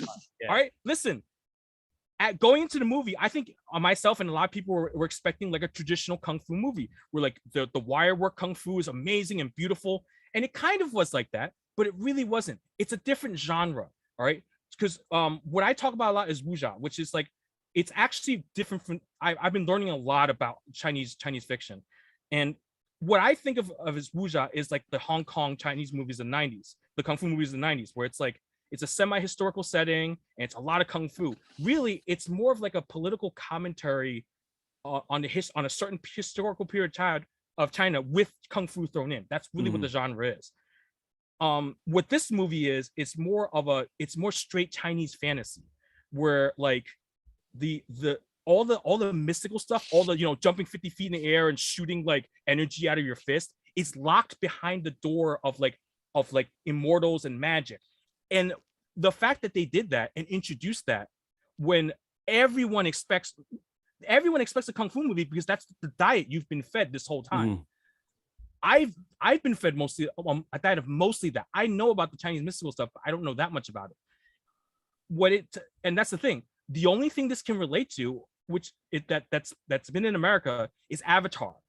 Right, and Avatar does a great job of adapting to stuff. This is why I personally love Avatar. It takes all the things that like a lot of cultural Chinese things you mean Avatar? You mean Avatar? We're not talking about the blue aliens, are we? James Cameron doesn't give a shit about me or my people. All right, whatever.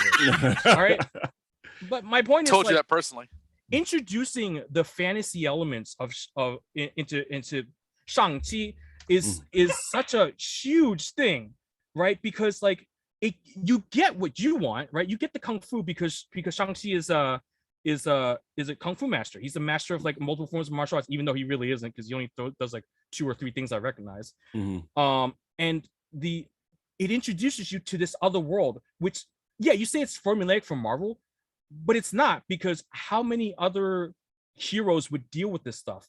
The only one that comes even close is Doctor Strange, and even Doctor Strange doesn't really deal with it. So now we have another corner of the universe to explore and play with, and that's the real, aside from like the journey of your parents' expectations and like being an Asian American, what that really means, what that culturally means, because there are like the scale of being Asian American literally is the difference between Shang-Chi and Awkwafina, right? Awkwafina is very Americanized. She kind of understands Mandarin, but she doesn't speak it. Where Shang-Chi moved here and like he still has the traditions. He still likes eating jok, even though I think it's terrible. Personally, like that's the thing. That's the spectrum of like what it is to be Asian, like Chinese in America specifically. Like people think I fall on the Aquafina side of things. I do, but I'm much closer to Shang-Chi than I think people will ever can understand, because I don't talk about this stuff often. It's not it's not something I don't have to show you guys this. You don't need to speak to me in Chinese. You don't interact with me in when I'm being like when I'm Chinese. Like that's why I love Superman so much. Superman is Clark Kent. Superman is Kal-El. The Kal-El thing has always been what I related to, because that's his. No one understands that about him. It's his uniqueness. It's the fact that he lives in two worlds and there's a third personality that has to deal with both. That's the beauty of what this movie showed. It's like you're steeped in two cultures and you're trying to navigate your way. And the metaphor, I mean, is fucking flying dragons and immortals holding back a unspeakable Cthulhu-like enemy. Like it's just, there's just so much in there that like, I mean, even like on a personal level, like, yeah, I don't interact with Chinese fantasy all that. I do interact with it, but like it's most of my experience isn't that. And seeing stuff and then experiencing for the first time as someone who didn't grow up with it and who's only like really started researching in the last like 10 years, because I've wanted to tell a Chinese fantasy story, and like really like seeing these things expressed and not just like an abstract idea to me, like it's amazing, because like it also connects me to like to my where my mom grew up and where my dad grew up, and like the history of like China, even though we don't want to talk about the last 4 years. Don't say anything bad, because the president's gonna come after you. But like like it's such a great introduction to like other aspects of Chinese culture that you don't get. I mean, like I love Jet Li, I love Donnie Yen, but they work in specific genres and I love them and I think they're the best they are at what they do. But you're not gonna you haven't seen this.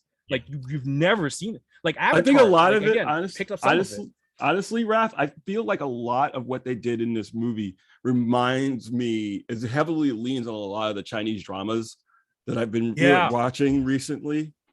We love our dramas. The humor, the action, the relationships between parent and child, which is a very common trope in Chinese drama. There's always like only in Chinese dramas. This doesn't happen in real life.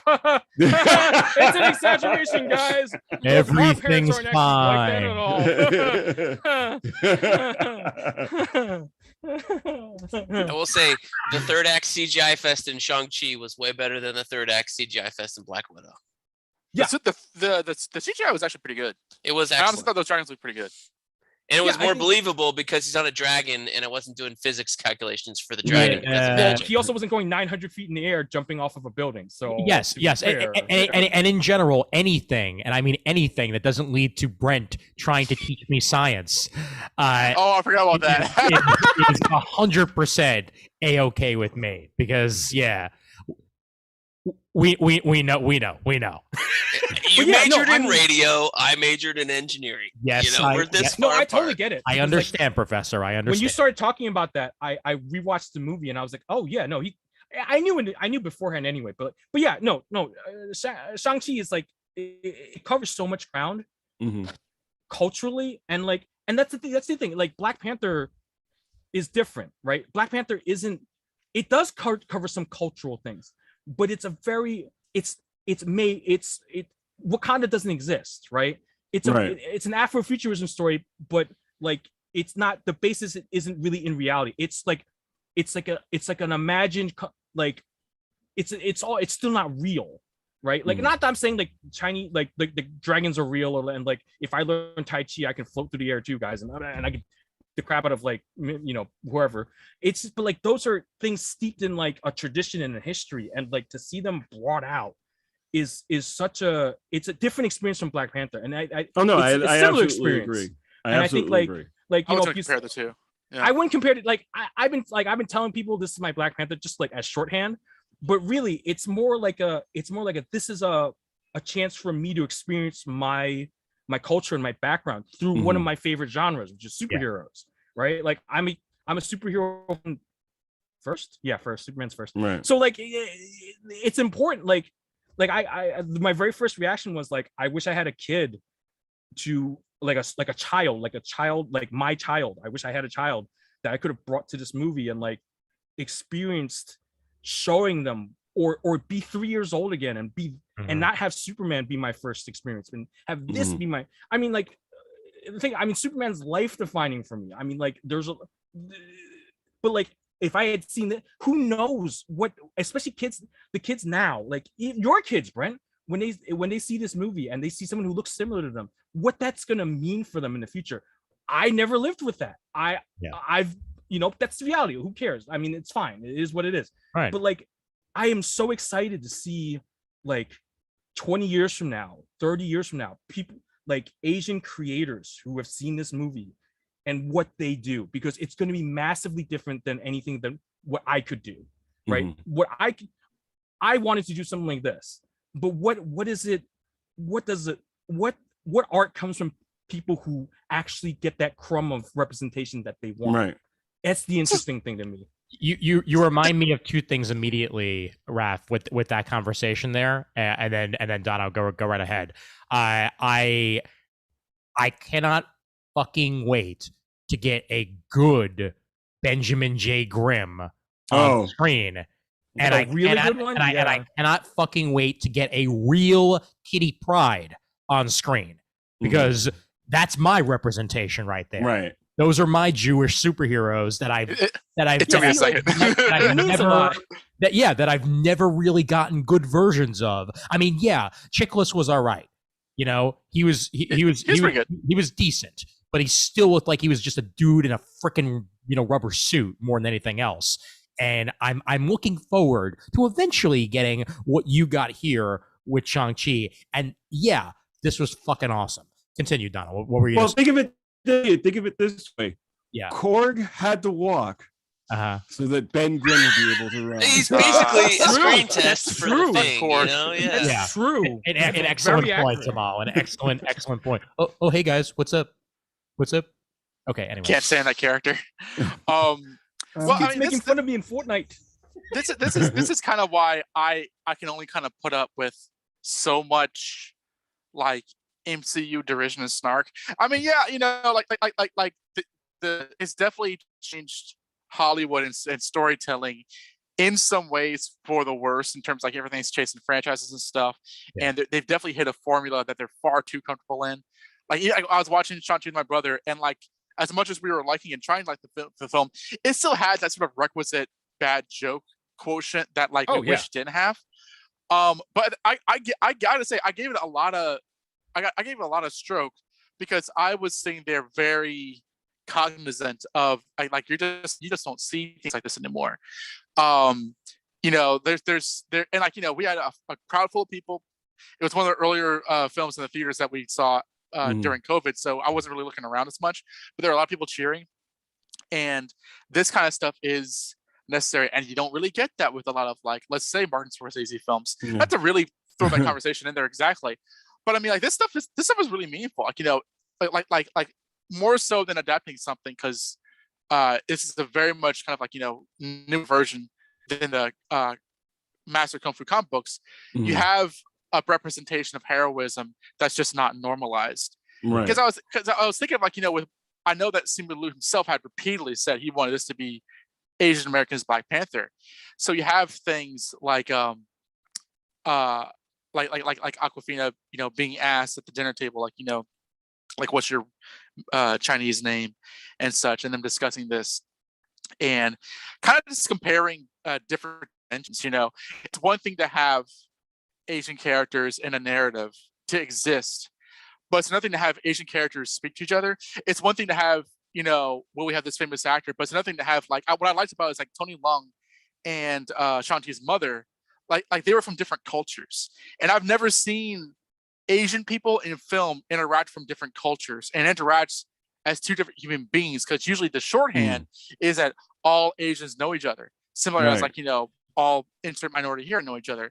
So that was just it just makes the world I mean, I got Simu on speed dial if you want. I mean, it makes the world smaller in a way which I think, like, Black Panther did in some ways, because growing up I never gave a shit about War Machine or Falcon, but Black Panther looked cool because he had a cool costume. Yeah. And so when I'm seeing that he's a lot more capable, he's very smart, and the film itself asks questions which Black people in barbershops debate about. Was Killmonger right? Would you want to be like T'Challa?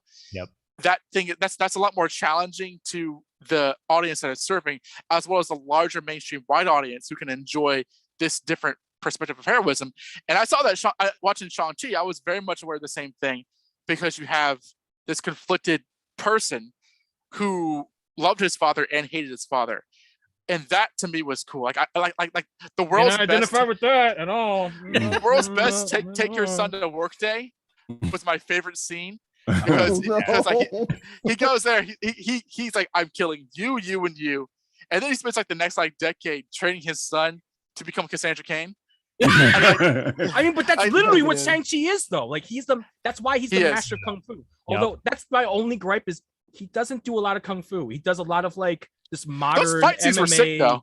They were sick. No, I'm just saying but again, that's my expectation of a kung fu movie where my Eagle style will defeat your Crane style. Right. None of that happened at all. The other thing I was gonna say is that this is a genuine difference that I think is important, because people could come away from Shang-Chi saying, well, the third act was too goofy. The third act was too cartoonish and unbelievable.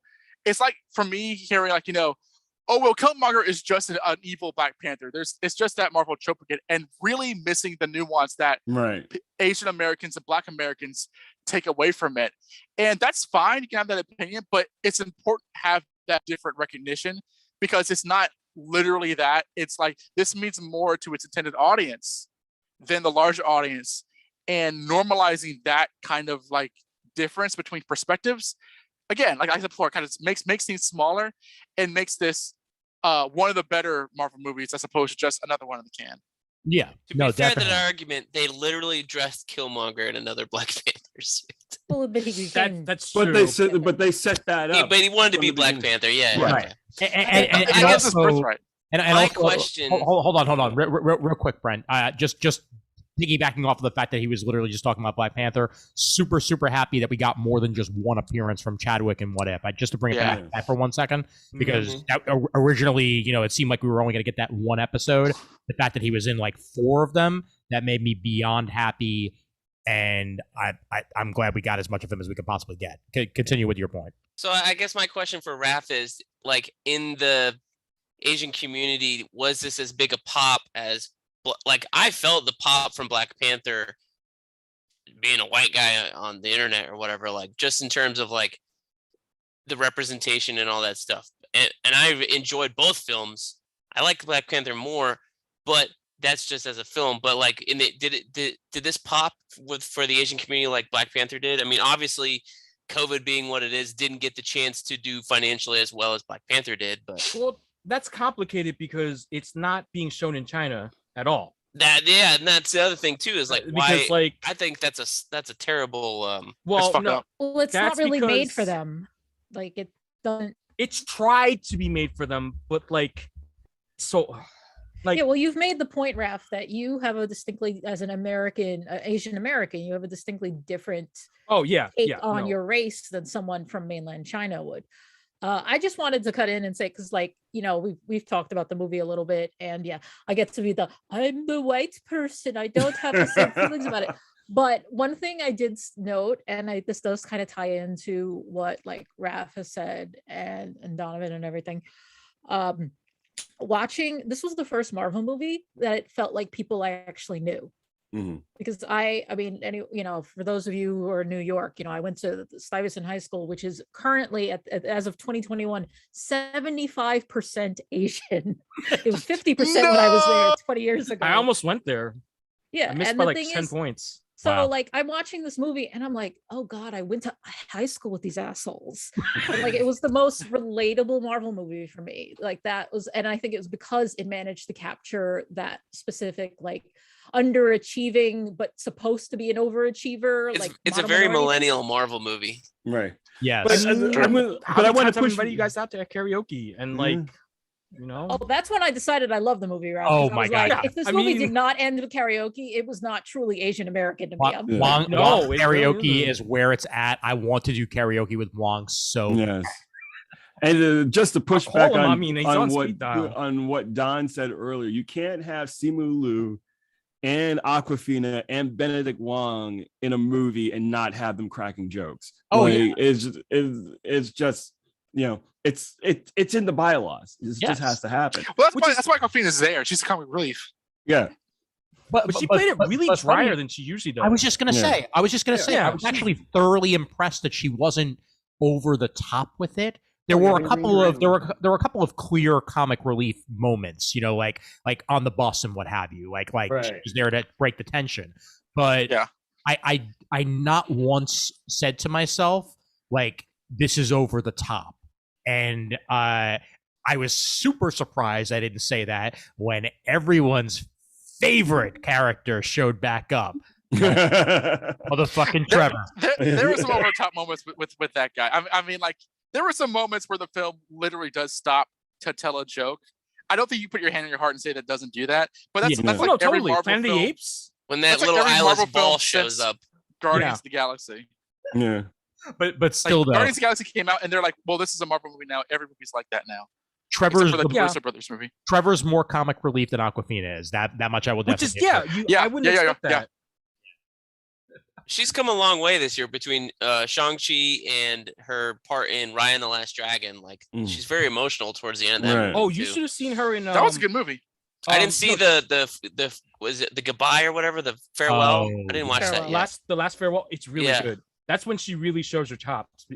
And that's a really I haven't done that to be honest. And Lucky Grandma's in this movie, and I fucking love her. Lucky Grandma's so good. I mean, she was in Joy Luck Club, but I forget her name, but like she's in Casino Royale too. She's the Chinese woman that gambles with Le Chiffre.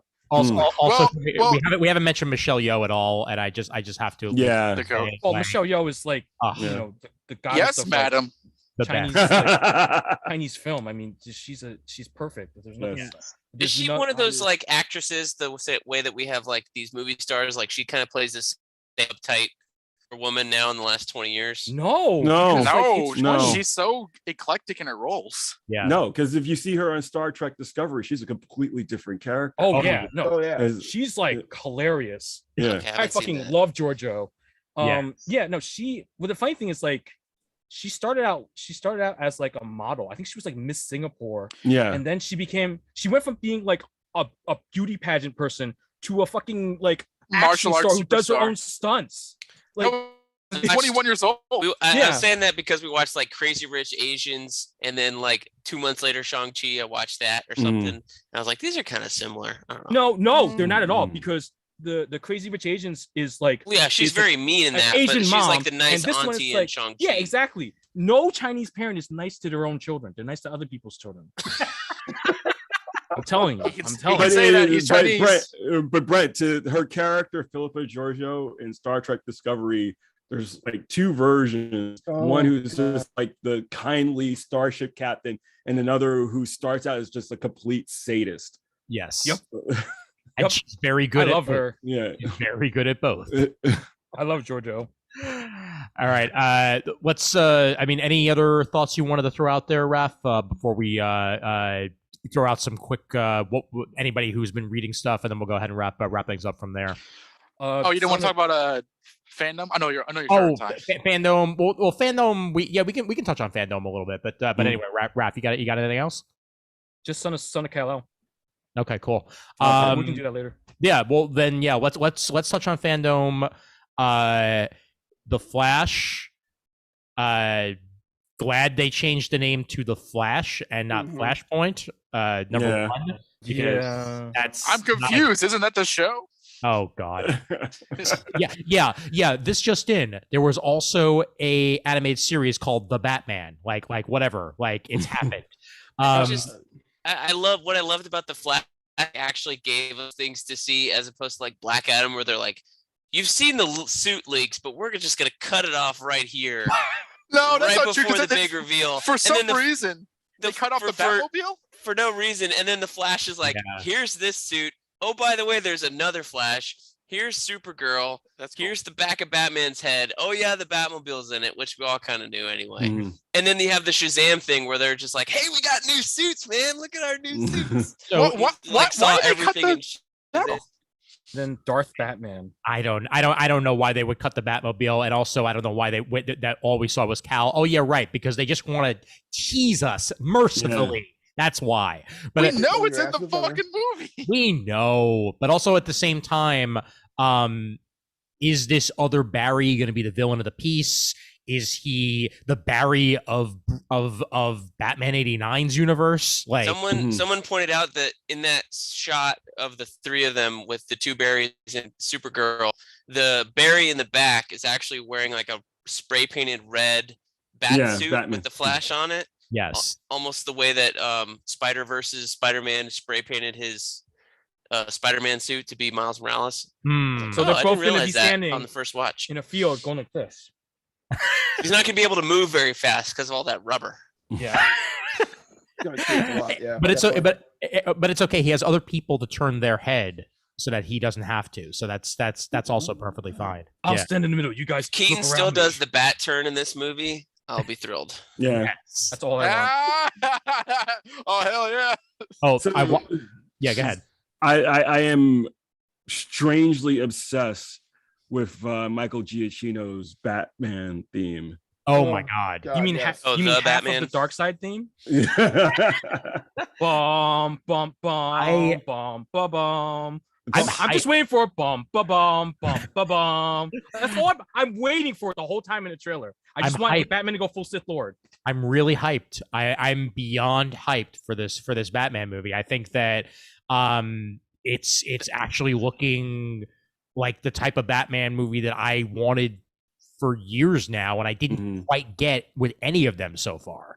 Really? I've gotten pieces, but I'm not the biggest Nolan fan, to be entirely honest. You know, I love the Nolan movies. I'm still excited for this one, but I really feel like the next time we reboot the Batman franchise, can we just go like full Batman and stop doing this? Like, we're gonna do the most real. This is what I'm tired of directors of the Batman movies. We're gonna do the most realistic take, and I'm like, do we not watch Nolan, Matt Reeves, and like? So you want Brave and the Bold. I want Jim apart. I'm not saying Brave and the Bold because we got that with Batman and Robin. I just would like us to split the difference and just make not a Marvel type Batman. Right. Just be like, we can be both realistic and ludicrous at the same time. Like Batman. So maybe Snyder kind of did that, but just it was like super dark. So you want a Batman where you can do the Joker, but then you can also have like King Tut. Basically, Tweedledee, Tweedledum, Mad Hatter. I mean, I know what you're saying because like, Batman the animated series.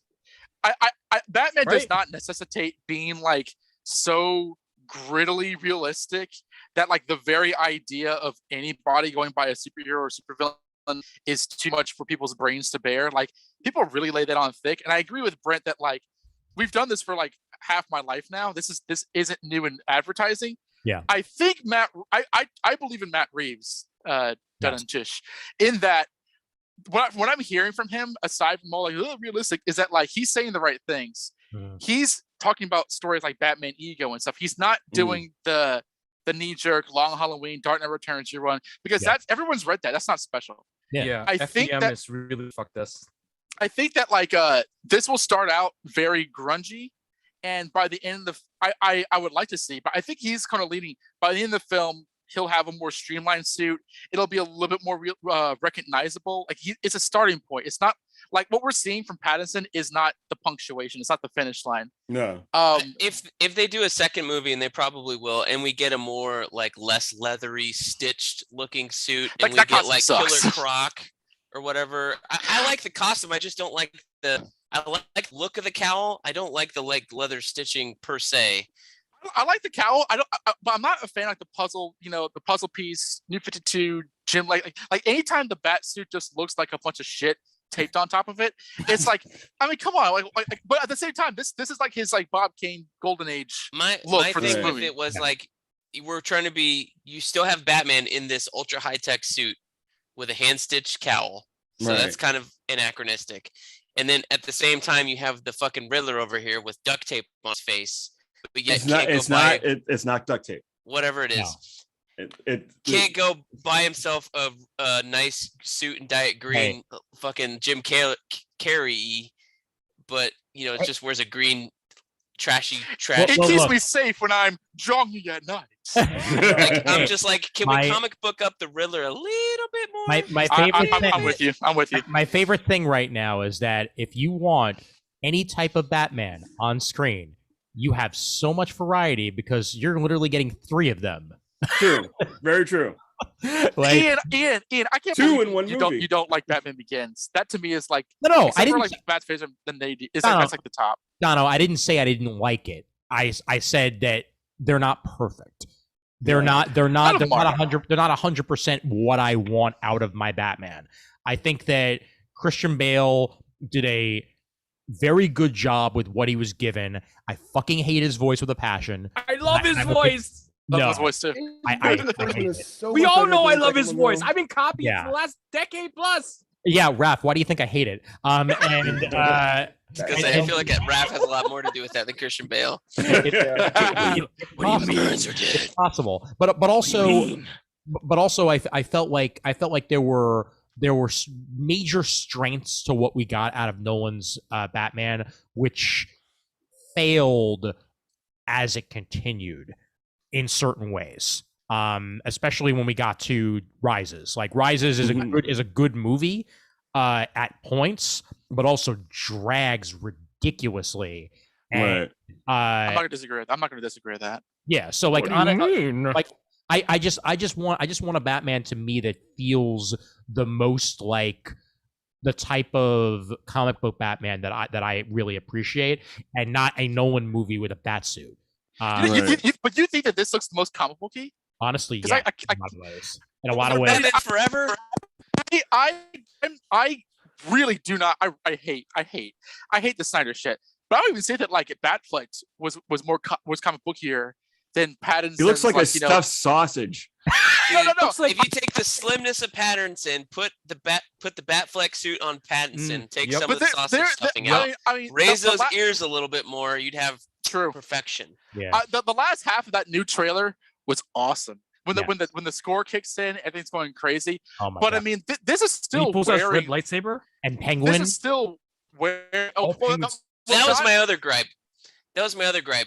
You've got Batman fucking deflecting bullets at point blank range, and I don't like that. My brain, I couldn't separate the whole thing of the movie of Lucius Fox in the last set of films going, it'll deflect anything but a straight shot, and then here you have this Batman's like, ding ding ding ding ding ding ding ding ding ding, like straight shots all around. And I was like, I think that the intention is that like this is a very like young and angry Batman. He's not got to the point yet where he knows it's smarter to not walk into the bullets. At the same time, his armor should never be like Iron Man. That should never be like when he got shot in the head in BVS. I was so fucking embarrassed. Like it should just be like armor, but he should go home and have a bunch of welts over his body, like Tom Welling in that one episode of Smallville. Like he should not walk away from that. But I understand from a personality and character intention point of view where Reeves is coming from that. It's just not my personal aesthetic. Fair enough. Brandon, let me get some of your thoughts on it. Which one? The Batman? Batman. Yeah. Oh my God. Like that. I watched Brent. I watched your video on the trailer. No, I gave you a compliment earlier saying you always comment and Donovan doesn't. Yeah. But yeah, I do agree. Like it took a little bit out of it playing the same song as the last one, but once you got to the actual meat of the trailer, it just there was something like, I guess the reason why is that there's something almost ethereal and haunting about this version of Batman that we're gonna get, where it's the vengeance of a young man, and him looking for, that middle line of what is vengeance and what is actual justice, right? Mm-hmm. I think that's going to be the crux of this film, where like it's him chasing this idea of what he can do to be a better Batman, or what he can do to be Batman. And I think that's going to be, I think.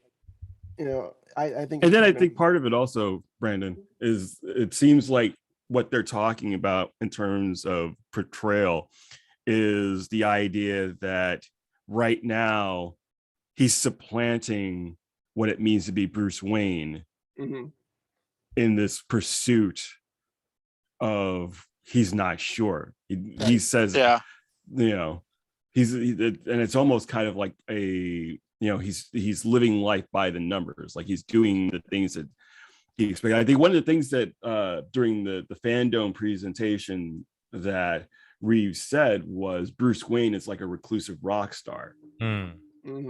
It's very like early Casino Royale. Like he's not gotten to the point yet where he utilizes his public persona to augment his crime fighting life. Also, one final thing I'll say: this is obviously Batman Earth 1.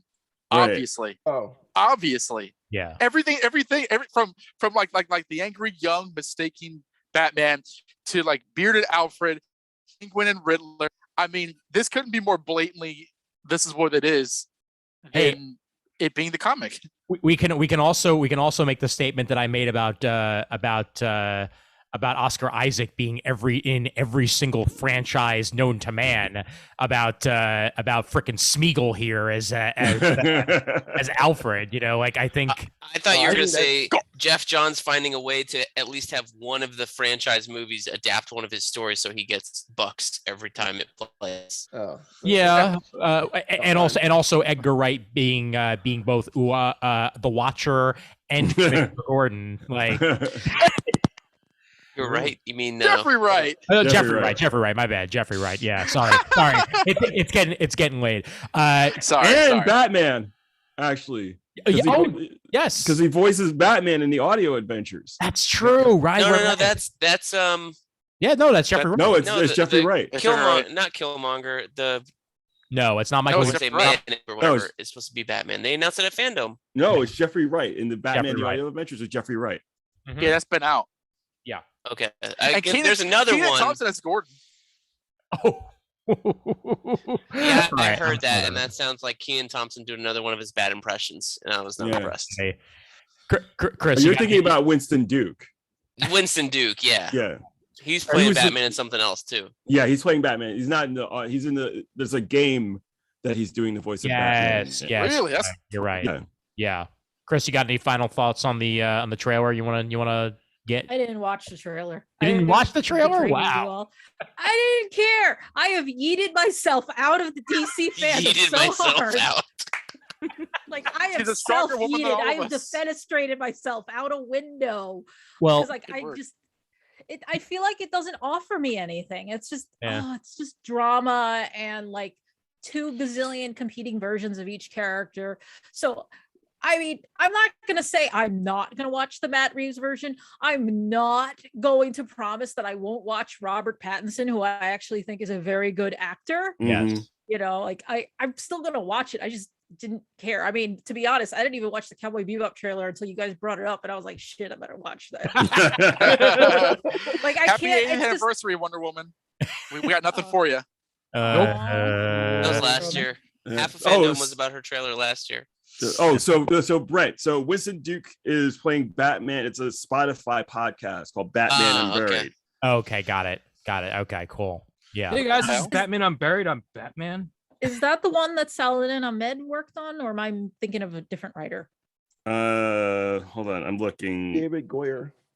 Them casting Winston Duke is like as Batman. I don't have an issue with it. It just sounds like they listened to Mark Bernardin on Fatman on Batman being like, a black guy can never be Batman because it's so like entrenched in white privilege and like old money idea, and them going like, watch us. And Winston Duke's I'll have to hear that, because like blah blah blah voice acting, but like you got to cast the right person though. So the way he did it on Fandom did not endear me to want to listen to that. Like it is Batman Unburied. He was just like, I am Batman in his regular Winston Duke voice, and I was like, I don't believe you. Saladin's the movie. Saladin's actual Twitter mentions Batman Unbound in it, so yeah, that is the one that he wrote for. Yeah. Yep. All right. Other Fandom things? Anything else that we missed on that we could touch on real quick? Shazam, I think, is going to be the best underrated movie of the bunch. There, I agree. Yeah. The first one surprised really a lot of people. Yeah, and I actually really like the new suit designs and everything. I think it's a step in the right direction. Yep. All right. Quick hits. Oh yeah, go ahead, Raph. Superman and Lois season 2. That's gonna be good. Yes. Oh yeah. Favorite show. I got my season 1 DVD. Nice. Oh, I did watch the first episode of the new Young Justice season, by the way, because I know that. I gotta get on that. I haven't watched. If you wanted to learn as much as humanly possible about the Martians, then you are going to do that in the new season of Young Justice. I'm not even sure if I wanted to. Yeah. I'm not even sure if that I wanted to. Supergirl. Well, Young Justice is a great show. I do think that like at times they kind of like don't always know what the viewers will give a fuck about. Right. Because they get so into the weeds in the most obscure DC like lineage and lore. I'm like, y'all really care about this shit? I don't know if I do, but I'm here for characters. Like Atlantis when they went on the deep dive there. Oh yeah. Hey, I will continue to watch Young Justice. I mean, not that I don't enjoy it, because I do enjoy it, but I will continue to watch it just for Clone Roy and original Roy, like, and then other Clone Roy. Like, I have not watched it since they had new episodes of it. I guess. They're doing Shiva versus Cassandra Cain, so like they got my balls unlocked. Oh my god! No, I just felt the clamp go on my balls too. Fuck! Oh, it hurts so really? Good. Oh, they are. Oh my god! Raph, I'll show you. Oh my god! So. The other thing I got excited for was the Blue Beetle little that they had. Yeah. They had like some concept art, and they had like the beetle on his chest like glowing blue, and I was like, that's cool. And it seems like I've been rereading the original post 1 year later Blue Beetle on my Comixology app. And it's fantastic. I remember loving it just as much, and I felt like these guys got that. Like I got that feeling from these two directors, the writer director, like hella Mexican or whatever, like they're in the culture, and like the kid or the man acting as Blue Beetle as looks Jaime. Exactly like Jaime. I was like, I wish. My only complaint was like, I wish he would have just shaved for this interview so he could look a little bit younger, and But yeah, I saw that thing and I was like, oh, this is gonna be sweet, and this is gonna kill that stupid Smallville suit that they had that looked like the Beetle Wars. Is it a movie or is it HBO Max? It's a HBO Max movie. Yeah, it's a movie. Yeah, it's a movie. Yeah. Okay. The question is, will Booster Gold show up? I hope not. I hope not. Probably. But they have a really great storyline with the Scarab, and if they use the Reach the way that they did in the series, and that eventually got adapted into Young Justice season 2, I think that's a really strong like backbone of a film. A kid thinking he's going to be a hero, but he finds out that Scarab is actually bad and have to battle that. Well, you know what? You don't need Booster Gold if you can get Guy Gardner to show up. Oh my! And we've already had Guy cast for the Green Lantern series. So. Yeah, where is that? Is that thing ever going to come out? It's coming out. Robert Pattinson one punching Guy Gardner. You had first looks at that Naomi series, which looked pretty awful, and then you have nothing for Green Lantern Corps. Come on. They were like, hey, really bad. The Naomi series, we're going to show you this scene where she runs out of the classroom. And I was like, that's what you're going to show? Yeah. I thought that was more of Ava Duvernay being too big for her britches. Like, I'm Ava Duvernay. You really have this hate for Ava, don't you? I think it's like I liked the Selma movie. I liked When They See Us. Right. And then she joins up with Tom King, and I was like, okay, we'll see where this goes. And it goes nowhere. And then that's not their fault. Fine. And then I have not watched the Colin Kaepernick stuff, but it seems like that her and Colin Kaepernick. Anytime you see Ava DuVernay, she's like very positive, or I don't know. It just seems like she thinks very highly of herself. And I'm just like, maybe take it a step down, like be a little bit more humble. I don't know. Hey, I think very highly of myself. I mean, people always say about black women, like, oh, they're so high on themselves. All these people. It's like, listen, that's a knee jerk. I'm good enough. I'm smart enough, and gosh darn it, people like me. Okay, look, that's all I have to say about that. Let's go. I don't really think someone who has a show called BK's Bullets is really allowed to all that. And I didn't say it was everyone's opinion. Just said it was mine. And Jamal asked. And you burned. Sizzling burned. Oh boy. All right, let's get our quick picks on what you've been reading lately and stuff like that, and then we're wrapping this sucker up. Brent, I'll go over to you because you probably read the most out of all of us. I'm reading the Spider-Man Beyond stuff, and I'm trying to make sense of it as to like why they suddenly decided to make Ben Reilly Spider-Man, and they haven't really gone into that at all. Well, they sort of did actually. They sort of did, but they like the end of Nick Spencer's run went on too long. Yes, like the whole Kindred stuff. They teased a while. The whole thing about that, and then it wasn't that. And then now it's these weird twins that nobody liked. I guarantee you that was not his original. And it kind of reeks of Mephisto's betting with Doctor Strange at the end, and then they're like hard cut to Ben Reilly's like, I'm Spider-Man now, bitch. This company owns a corporation, and we're gonna get you hurt within 2 issues, and now Peter's in a coma. I promise you. Marvel kind of stepped in and like kind of shortcut him in terms of what he wanted to. I promise you. Dono, from what I'm hearing, it's actually the complete opposite. That Spencer he got that Substack money and left. Exactly, made that deal with Substack and basically was like, all right, I'm done. So you guys got to end this. So basically, they had to scramble and fill space because Spencer's run was originally supposed to go until the anniversary here. So it's probably a little bit of A and a little bit of B, to be entirely honest with you. It's not an organic ending, no. I'm still want to plug Once and Future, and fucking Dan Mora. Oh yeah, is phenomenal on Once and Future and Detective Comics. Mm-hmm. So I know he's doing. I don't know if he's way ahead on one or the other, but they're both coming out monthly. He's pretty far ahead on Once and Future. And like, I guess there was still, I don't know if there was, I don't read Power Rangers books, but what he's still doing Power Rangers books coming out monthly at the same time? No, he's not doing Power Rangers. Right now. I don't know how he does it, if he's digital or whatever, but he's digital and he's really fast from what I can imagine. And his stuff is still incredible. So props to him. He's my new favorite artist, honestly. What else? Great artist. Reading? I've bought a bunch of stuff. All the Scott Snyder stuff has been phenomenal. We Have Demons. I loved. I really liked Night of the Ghoul. First issue came out last week. And the Clear Maniple Clear was very interesting, but I didn't like it as much as I liked the other two.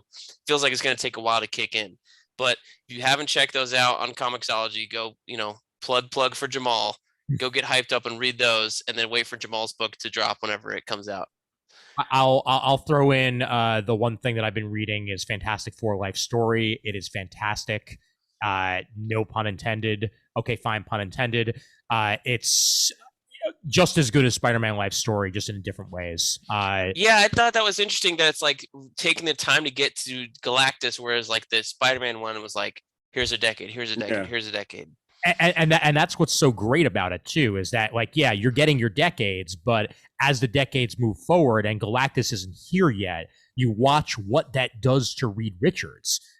As like he's basically like, the end is nigh, and everybody else is like, yes, Mr. Sherman, everything stinks. Like it's.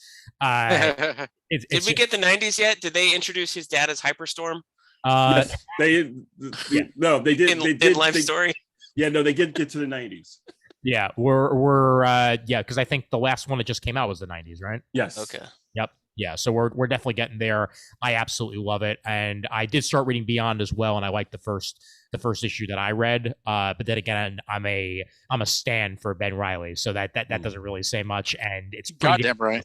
It's pretty damn close to his old costume, and I fucking love his old costume. I still think that Dan Jurgens design is my favorite Spider-Man design. Period. Well, that's why they took his design to Spider. Yeah. True. Yep. It is the best. Absolutely terrific. I still don't understand why they made it off center. Just because, I guess. So it's different than the old one. Yeah. Well, no, because it harkens back to the Scarlet Spider, because the Scarlet Spider was off center. That's crooked, though. True. That's true. And then he presses it, and he can get beamed back up to the Enterprise. One other thing to throw out, since I mentioned Dan Jurgens, the announcement that Dan Jurgens, for the first time in his career, is drawing the X-Men. That is fucking awesome. X-Men Legends. Fabian Nicieza, Dan Jurgens. Wow. I cannot fucking wait. Oh, good. Is that the condition? Is that still the continuation of the Jim Lee run from the 90s? No, X-Men Legends is a little bit of everything. So each arc is a different creator of the X-Men, going back to... But it started off that way, right? It started off as Nicieza doing Adam X the Extreme and officially making him a Summers brother, because that's the way he deserves it. And damn it, that character is great. Fuck you. Anybody who says otherwise. Well, it's not that the character is great. It's just that the issue of X-Men where he meets Scott's grandparents is actually one of the best X-Men issues. I will die on that hill. It is such a great issue. The fact that they never really followed through and made him an official Summers brother until Val. So there are four Summers brothers now. Yes, there are four Summers brothers. There's four Summers brothers. Yep. But the other ones were Weezy and Walt coming back to X Factor. Claremont. Yep, Claremont's coming back and doing pre-Excalibur, like basically filling in gaps there. Nicieza is doing another arc, like I just said, with Jurgens. You had I can read it on Marvel Unlimited. Peter David coming back to X Factor, like 90s X Factor, and doing stuff there. And also Larry Hama did an arc with Wolverine. Going back to I'm gonna have to catch up on this series. Yeah, I'm gonna catch up on Marvel Unlimited. Yeah, it's great. It's honestly a terrific concept for a series, and it gives creators that we haven't seen a lot of out of Marvel in a while a voice, and I am all for that. So yeah, definitely into that. Jamal, what you been reading? Scripts. Catwoman. Written, drawn, colored by Cliff Chang. Fuck yeah! It is absolutely gorgeous. Oh my god! It's Cliff Chang. Yeah. Wow. I love Cliff Chang. God. It's beautiful. It's just so incredibly well done. The basic premise is Catwoman gets out of jail after she's in jail, I think it's like 10 or 20 years. And Batman and Jim Gordon are both dead. Mm-hmm. Not again. Yeah. But she was blamed for their murders. Of course. Interesting. Like you do. Yeah. So, and Harvey Dent is the mayor of Gotham City. What? Interesting. Like non-Two-Face Harvey Dent. No, it's Two-Face. It's Two-Face Harvey Dent. Yeah, that's I blame Joe Manchin. Oh my god, yeah, I gotta read this. Yeah, no, it's real. It's really, really good. Nice. Yeah, that's Black Label, isn't it? That's yes, it is. It's Black Label. That's my most. I mean, I've been reading. I would mention some of the other stuff, but you guys have already talked about it, so I'm reading the same stuff. So we have good taste. I mean, what can we say? This is true. But you stole my thunder. So I had to bring out the big gun here. Oh my god, Dono, anything other than Cassandra Cain you've been reading? Oh man, I've been eating this year. Oh god, Nightwing, Tom Taylor. Oh yeah, like I know Tom Taylor has been rising in the ranks over the years. This is kind of the first one I'm invested in, and like it's been said that he's kind of like he wears his fandom on his sleeve. I don't care, it's my kind of fandom. He's been killing it. Love it, especially with the Bruto Redondo illustration. That's like the best book I've read from DC in a long time. Although I'm enjoying a number of their books. I've been enjoying Kenya's Batman. Detective Comics is decent. Robin is decent. Urban Legends is really good. Shout out to Tim Drake. So like, yeah, like the Bat books I think right now are all across the board at least solid, if not very good. Yeah. It kind of fell down the stairs and ended rather weirdly and clumsily. I really enjoyed the Expensive Spider-Man run, so I am reading Spider-Man Beyond right now because I, like you guys, like, you know, I was raised on a steady diet of Ben Reilly throughout the 90s. I came into Spider-Man through the Clone Saga, so I'm reading that. The current Daredevil run, which I think is about to end. I read that the latest issue today. Yeah. Last week, Immortal Hulk ended, which is kind of an odd ending. Miles Morales, which it's been all right. I guess it's been awesome. His suit sucks. No, I will absolutely. We've kind of been like batting around tonight. You're absolutely right about that. His suit is atrocious. But like the one non-superhero book I really enjoy right now is Image, Sweet Paprika, by Mirko Andolfo. That is such a fun book. That's really, it's really fun, sexy book, but the artwork is just god tier. It's like the most fun artist I've seen in the current modern day since Babs Tarr. I really enjoy her stuff. So like that's one I kind of give a shout out to at the moment.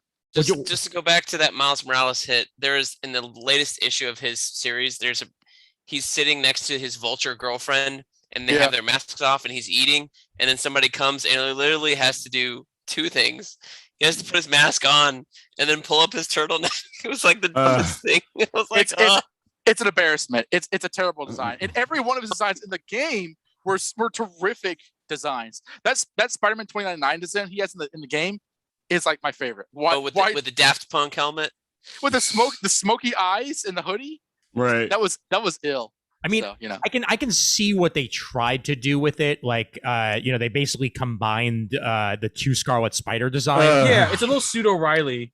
Yeah, I can see that, and Kane. Yeah, but it's very Kane. I have a 40-minute video on my channel of it tearing apart. If you really want to deep dive. EK's Bullets. Like and subscribe on YouTube. Is it 40 minutes? It's long. Maybe it's 20, but it felt like 40.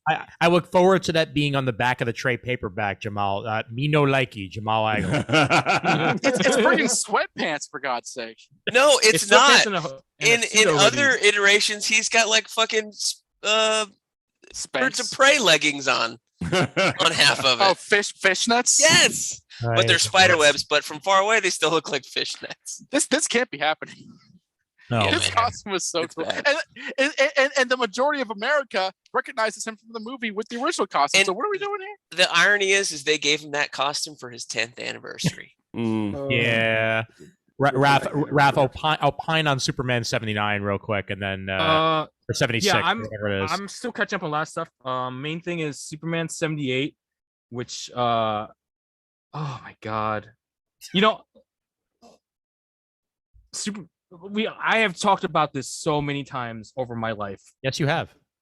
Superman 78 is like the like if you could pick a movie to define my personality, it's Superman 78, right? We've all talked about this endlessly. So for them to continue the Christopher Reeve Superman story and to introduce Brainiac and to still have like Lex Luthor and Margot Kidder's Lois, it's just so when I read it, like I'm coming up with a new score for Brainiac. The John Williams theme is swelling in my head all the time, and like I've cast Brainiac already. It's the guy who played Mr. Freeze in the animated series. I don't remember his name off the top of my head. Like, this like, I mean, Jamal understands. Like, this book absolutely. is made for people who love that Christopher Reeve Superman. Right. Now that you guys have that, can you shut the fuck up about it? Because I want more. I want more. No, okay. I think the Superman and Lois Superman is the best Superman I've seen in a long time. Agreed. Great. Yes. I love him. I absolutely love him. If you gave him a movie, I'd be totally cool with it. If you didn't and just get the show, I'm totally cool with it. Mm-hmm. Would I like Get a the movie Dragon eventually? Balls and resurrect Christopher Reeve. Yeah. It's the only way. Yeah, that's the only way. No, but like it's so good, and like even them using the styrofoam S, which I used to roll my eyes about, was Oh such, God. like I don't give a shit. It's such, it works. Hey, it works for me. I can't believe they got me to like it. Can I say how much I love the revised Superman costume and Superman and Lois, like the one that they've been using? It's just so good. I wish it wasn't so bulky. I wish it wasn't so like fake looking. Honestly, I think they're gonna trim it. They're gonna trim it down for next season because he's a big guy. Yeah, he is. He has his natural muscle. I mean, his shirt. That shot with his shirt off, I was like, holy shit! Yeah, it was like a Jim Lee drawing. But also the colors are a little dusty and faded. They kind of made it a little brighter. That'd be nice. I think the MOS influence. I think. Yeah. I mean, they went from the Supergirl design with the tied in with the weird like collar thing here, right, in the darker colors, but it was like raised, and they went away from that. And I feel like they're gonna go back towards that. I don't know. I prefer the current look over that look for sure. I mean, I don't want that weird collar back. Yeah, I don't like that either. I don't like that either. You're right. No, I think this was a step in the right direction, but they can improve it. Yeah. Mm-hmm. So the other book I just caught up on, except for the latest issue, is Superman, Son of Kal-El, and Superman and the Authority, and it's weird because like, so Grant Morrison writes Superman and the Authority, and I've talked about how much I love Grant, but and it's just set up for Christopher Kennedy Comics. Johnson's run. Yeah, it's like I don't understand why Superman is so much older in that series. So the whole point is like, it's supposed to be an alternate reality, though, isn't it? Nope. No, it's in the main universe. Number it leads 4 straight into ends the with world stuff. continues in Action Comics. Yeah. So my thing is like, it's weird for me to see Superman pass the torch, right? Because like, literally, since I've been like 13 years old, like DC 1 Million came out when I was 13 years old, and that established in my head he's literally going to be like forget Batman forever. Clark Kent is literally going to be Superman until the year 85,000, and he's always going to be Superman. And I've had that in my head, my like what 24 years now, 25 years now, and the fact that he's passing things off to John. It is weird because it's like it's almost like he, in a sense, he's giving up to me. Like he's at like Grant has him admit like, oh, I was this whole time I've been reactive. I haven't used my powers to change the world. I've just been stopping disasters.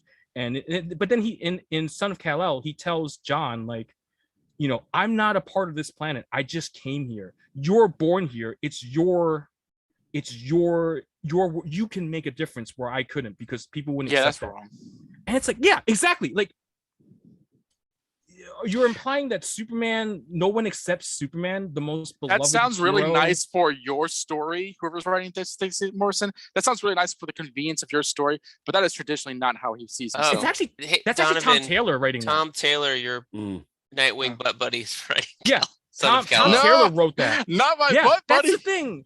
I'm so confused by it because like I get it because we need to transition to John, but don't that line really bugged me. And I get like the idea that John is supposed to succeed Superman because in the DC 1 Million storyline, Superman eventually leaves Earth and like just like travels the entire universe and goes to like 10 dimensions and comes back basically a god and bequeaths more powers to his bloodline, and then lives in the sun for like 80,000 years. But like, it's just so weird to me that we're getting to this point, and not in the sense of like, oh no, John's not my Superman. I don't like this. It's just like because I'm not a child. I accept that things move on. Like in real life, things move on, right? Like things change, and in comics, they almost never do. It's just funny to me to see it actually happening for Superman. Right. It's never happened for us for Superman, I don't think, where we transitioned him away from Superman. Well, I mean, you've had Robin with Damian come in and be Damian, be Robin for like the last Batman, 10 years. It happens all the goddamn time. Dick's been Batman. I think even Tim's had a shot at Batman once or twice. Some weirdo named Azrael was Batman for a while. Oh my god, the greatest. I should have worn my new shirt. Azrael. Yes, the greatest Bat character of all time besides Cassandra Cain. Azrael. Those two are the best.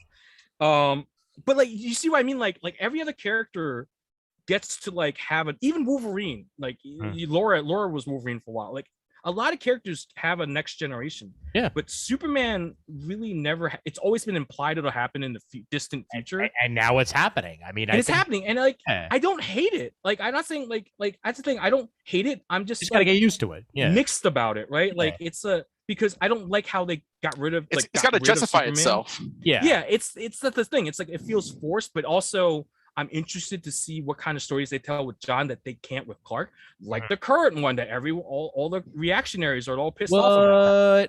Oh my god! Oh my god! John, he kissed a boy. Oh no! What? And they changed the motto that wasn't even a motto created for comic books. It was a motto created for a freaking radio program. And yeah, exactly. Who cares? Yeah.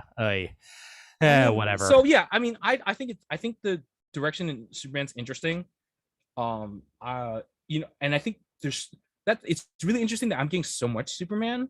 It's been a while since we've gotten this many like I can read a Christopher Reeve book and I can read a book about John Kent at the same time. Yep. That it's been like since the Triangle days, I think, that we've had this much Superman. That's true. Yep. Brandon, you managed to read anything?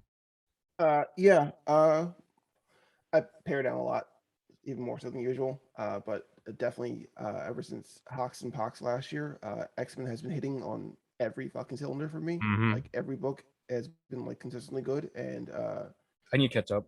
Yeah, it's that's like X-Men has been like my go-to book since I was like, God, it was actually the first comic book I ever read as a kid. I was like 7 years old. X-Men #1. Yep. And then they relaunched it a year later when I turned 8 with the Jim Lee stuff, and like this was very much of like it hits nostalgia, but it's also like adhering to like all the continuity at one time, which I really do appreciate. And especially after Hellfire Gala now, where they're doing some major shakeups and status quo changes. Yeah, I'm here for this. Leah Williams' X Factor, I still swear by. That has been like the standout other book outside of the X rotation. Like I read the first issue. Really impressed by it. Yeah, I liked Excalibur the best so far. Okay, like even with like with all the stuff that they're doing now with X-Men, like where they're like paying off like with sort of Ten of Swords with like Saturn and all that other stuff, where they're just weaving in all this other stuff that's been happening over the last 30 or 40 years, and it's just delicious, and it's just like I'm sure Claremont fans have been drooling over this entire thing, like bringing back shit that hasn't even been touched in years and years and years of the like Excalibur lore and X-Men lore. I'm kind of two ways about it. Like I really like this new era of X-Men, and I want to thank Jonathan Hickman for sprouting creativity amongst the X writers, that they've been able to take this idea and run with it. But at the same time, since he's like doing this Inferno series now, and it's like the end of my story, I'm like, I'm kind of like, I know he told Hawks Pox, which is a story, and we'll get Inferno, which is a story, but like the X-Men series he was writing in between didn't really feel like a story, because it was like a little bit of this, a little bit of that. Right. They were the biggest thing he added was that terraforming Mars bit in Planet Size X-Men, which was really cool. But I'm like, man, where was I guess I'm curious to what the original outline was, but at the same time, maybe I don't, because I really like the direction they're going now. It seems like everybody's just taking it and running with it. And this is really the kick in the ass that X-Men needed in the last 25 years. Yeah, it certainly got me to start reading X-Men on a regular basis.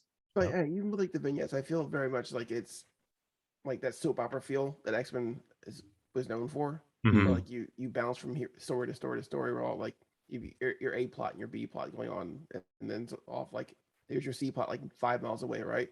Yep. Like I feel very much like that is what makes a really good X-Men book, Comics greatest superhero soap opera. Exactly right. Yep. Like, and I think that's really what's drawn me back into the X-Men again, is that I actually care about these characters again.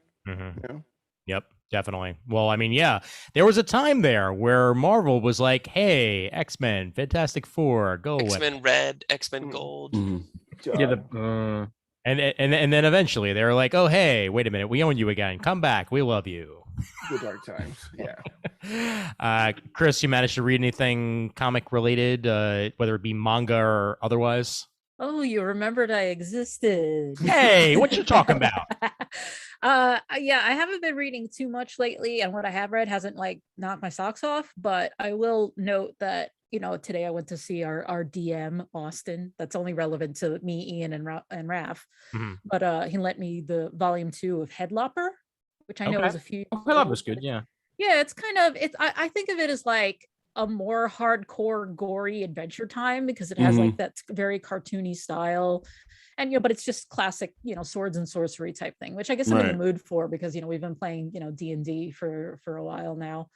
I will recommend 2 things that are not comics, but are, I guess D&D related. One was I just read Keith Ammann's Live to Tell the Tale, Combat Tactics for Player Characters, which is entirely about like not sucking in battle. And like it's not just about min-maxing, but he's kind of like, these are the kind of the abilities you want to pick. This is what you should do in combat, like, and this is how you can buff the other characters.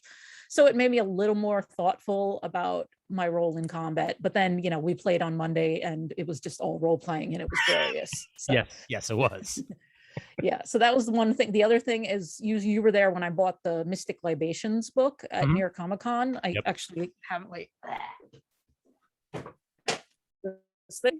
It is a like I guess you could say a recipe book, a cocktail book of like D&D themed drinks, but it also has an adventure module in it. So if you wanted to like play out the bar and like have your group go on like alcohol themed adventures, it's in here. And it's the guys who worked on it. One of them is an actor, Todd Sandswick, and the other works on like tiki bars, and he worked at like Disney and stuff. So they're not just like some randos. So it's funny. I think I've only ever played meme characters with all you guys that have played with me. I've never played a serious character. Really? Yes. That's I've played. But the thing is, with other people, I've played original characters I created and put thought into. But you guys get Batman and Alex Reynolds from Dark Order. That's all you get. yeah, we do. Thanks. Yeah. I feel bad. I feel like you guys deserve my A game, but you get my A- game. To go behind the scenes of a Dungeons and Dragons game that only Kris, I, and Raph are a part of. We're basically going full Ocean's 11. You son of a bitch! I'm in with the next part of our campaign, so I look forward to that. Yeah. Sorry. Raph's game with me. Yeah, I get fucking Batman. Thanks, Raph. You asked for it. I had another character lined up. He's like, "We have to do Bruce." I'm like, "Fuck yeah! If you want Bruce, I'll give you fucking Bruce." Oh, no, you're playing Bruce Wayne with him. I'm playing Bruce Wayne in Barovia with him. Oh god damn it! So I'm retreading a lot of ground here, my friend. You asked for it, it's you fun. idiot. Yep, this is completely your fault. Bruce. You should have just let me create something else. Look, I'll kill him next session. Don't worry. Oh. Great. Then I could be Richard Grayson. we already brought this up on the New York Comic Con episode, but I will reiterate when it does come out, which it is coming out very shortly. Or is it out already? Is Prodigy episode 1 out yet? It comes out this week. Okay, 3 hours from now. Okay, 3 hours. Yeah, 3 hours from now. It'll be the pilot that we saw in New York Comic Con. The third episode will be held for next week.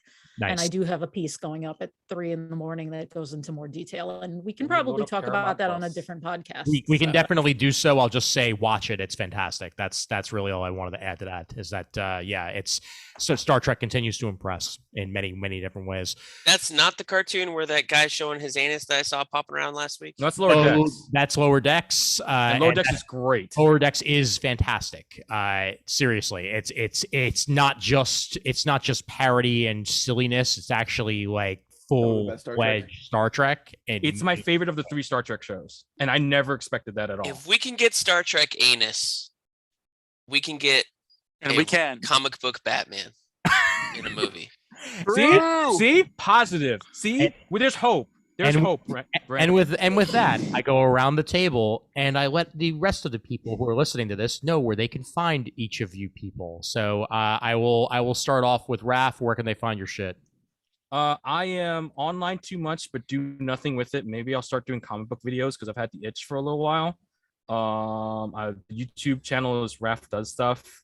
So is my Twitter handle and my Instagram. I'm online way too much, so you can always find me and bug me, and I'll give you an 8-hour rant on how great Superman 78 is or how great Shang-Chi is. So whatever. Yes, and he did that just here. Dono, where can they find you?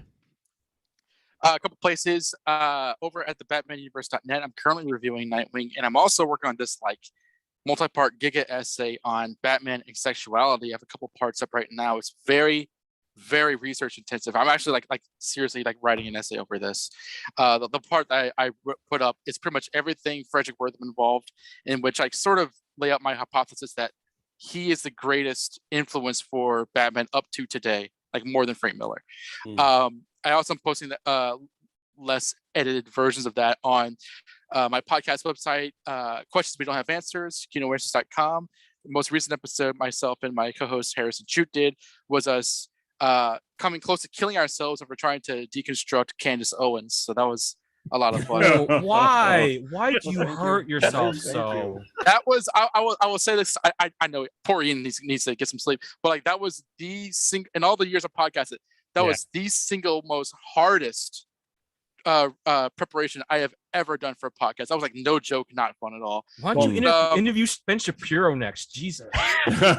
also it's productive. At this point, don't worry about me sleeping. I'm powering through because it doesn't make any sense to sleep for 2 hours. So no worries. Thanks, KinoAnswers.com. But yeah, thank you for having me. No, as always, our pleasure. Brandon, what about you? Yeah, you can find me online on Twitter, mainly probably now, at the Dabadon. Soon to be on YouTube with the Blurred DM. I can now announce that I'm making a podcast with Raph. We are doing a POC. Actually, Dono was supposed to be part of it also, but Dono has other obligations. We are doing a POC only D&D live play. DNDOC? No. DMG, me. Yeah, POC. Please only Kris. Yeah. The character I play, it's a surprise.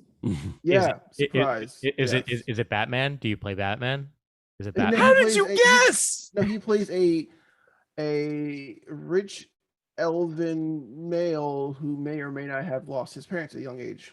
And I didn't lose them. They were unfortunately taken from me. Oh, I see. It's an omen. They were shuffled off the mortal coil. Mm-hmm. Yeah. My parents have been shuffled. All right. And Kris, what about you? Trying to unmute there. I'm reaching the point where I can no longer like put my hand on like the mouse to unclick. I'm in the usual places at Kris Naudus if you want to read all of the crap I've been writing for Engadget and Yahoo, though you'll notice I've been writing a lot of toy posts because the holidays are coming. Except they're not, they're on boats still. Yeah. Except that's the big like tag thing is like, do your shopping now because of supply chain issues, which has got to be the worst like holiday like pitch ever, but I think it's been effective. Yeah, this is my cynical awful side. But yeah, I mean, you can read, like, I'm still doing some stuff for Engadget. You can read that up on Engadget. You know, again, I'll tweet it on at Kris Naudus. You can check me out at Lampbane if you just want my personal shit posting. And, you know, well, I mean, last time I was on with Ian, I also mentioned I have an article in the latest issue of O-Reader. So I'll keep pimping that until there's a new issue of O-Reader. Excellent. Jamal. You can find me at jamaligle.com. I'm on Twitter at Jamal Igle, on Instagram at Jamal_Igle_artist. Don't bother to follow me on Facebook. I think I barely post over there anymore. Occasionally, but not as often. But you know, if you're, as was told to me several times in Baltimore, I am apparently a very entertaining Twitter follow. Yes, you are. You are. Yes, you are. Everyone in this call can say, yes, you are. And you're doing God's work on Twitter, guys. Oh, thank you. Thank you. And last but certainly not least, Mr. Casina. On Twitter at, I don't even know what the hell it is. Nightwing BK. Casina B, I think. I thought I'm going to change it to Night. I don't know. Whatever. Anyway, most importantly, it's at Casina B. But most importantly, BK's Bullets on YouTube. Go watch that. I've never heard of this. What is this BK's Bullets that you speak of? Is this something new? The YouTube channel I'm slowly growing. Raph, if you do comic stuff, good luck. Apparently opening up omnis and shit is the way to go, but those are hella expensive. And most of those guys get them for free now. So very difficult. Or statue reviews apparently are very popular, but talking about comic books, not good. But they are evergreen content. And I do see the views going up and up and up on these old reviews I posted. So excellent. One day. Fantastic. Well, as mentioned previously, you know what? Screw it. Let's just go ahead and start the exit music from here. The email address for Comic Timing is comictiming@gmail.com, facebook.com/comictiming for more conversation. And you can find most of us over at the Comic Geek Speak supergroup as well. Patreon.com/comictiming if you'd like to support the show. There's currently an episode up there that's going to be the next episode of Comic Geek Speak, featuring myself, Kris Naudus, Comfort Love, and Adam Withers, that you should go ahead and check out, as that was super fun, and we were in their hotel room at New York Comic Con, and it was good times all around. That's just about it. So for everybody on this call, there's 6 of you. I'm not going to name you by name. That'll take too freaking long. Thank you so much for joining us. It's always appreciated. And as always, there's always time for comics. See you again in a year when we do this again. Bye. There's no time for podcasting. Maybe by 2023. Oh, probably not. I love that the outro music just represents a time before everyone used samples and shit.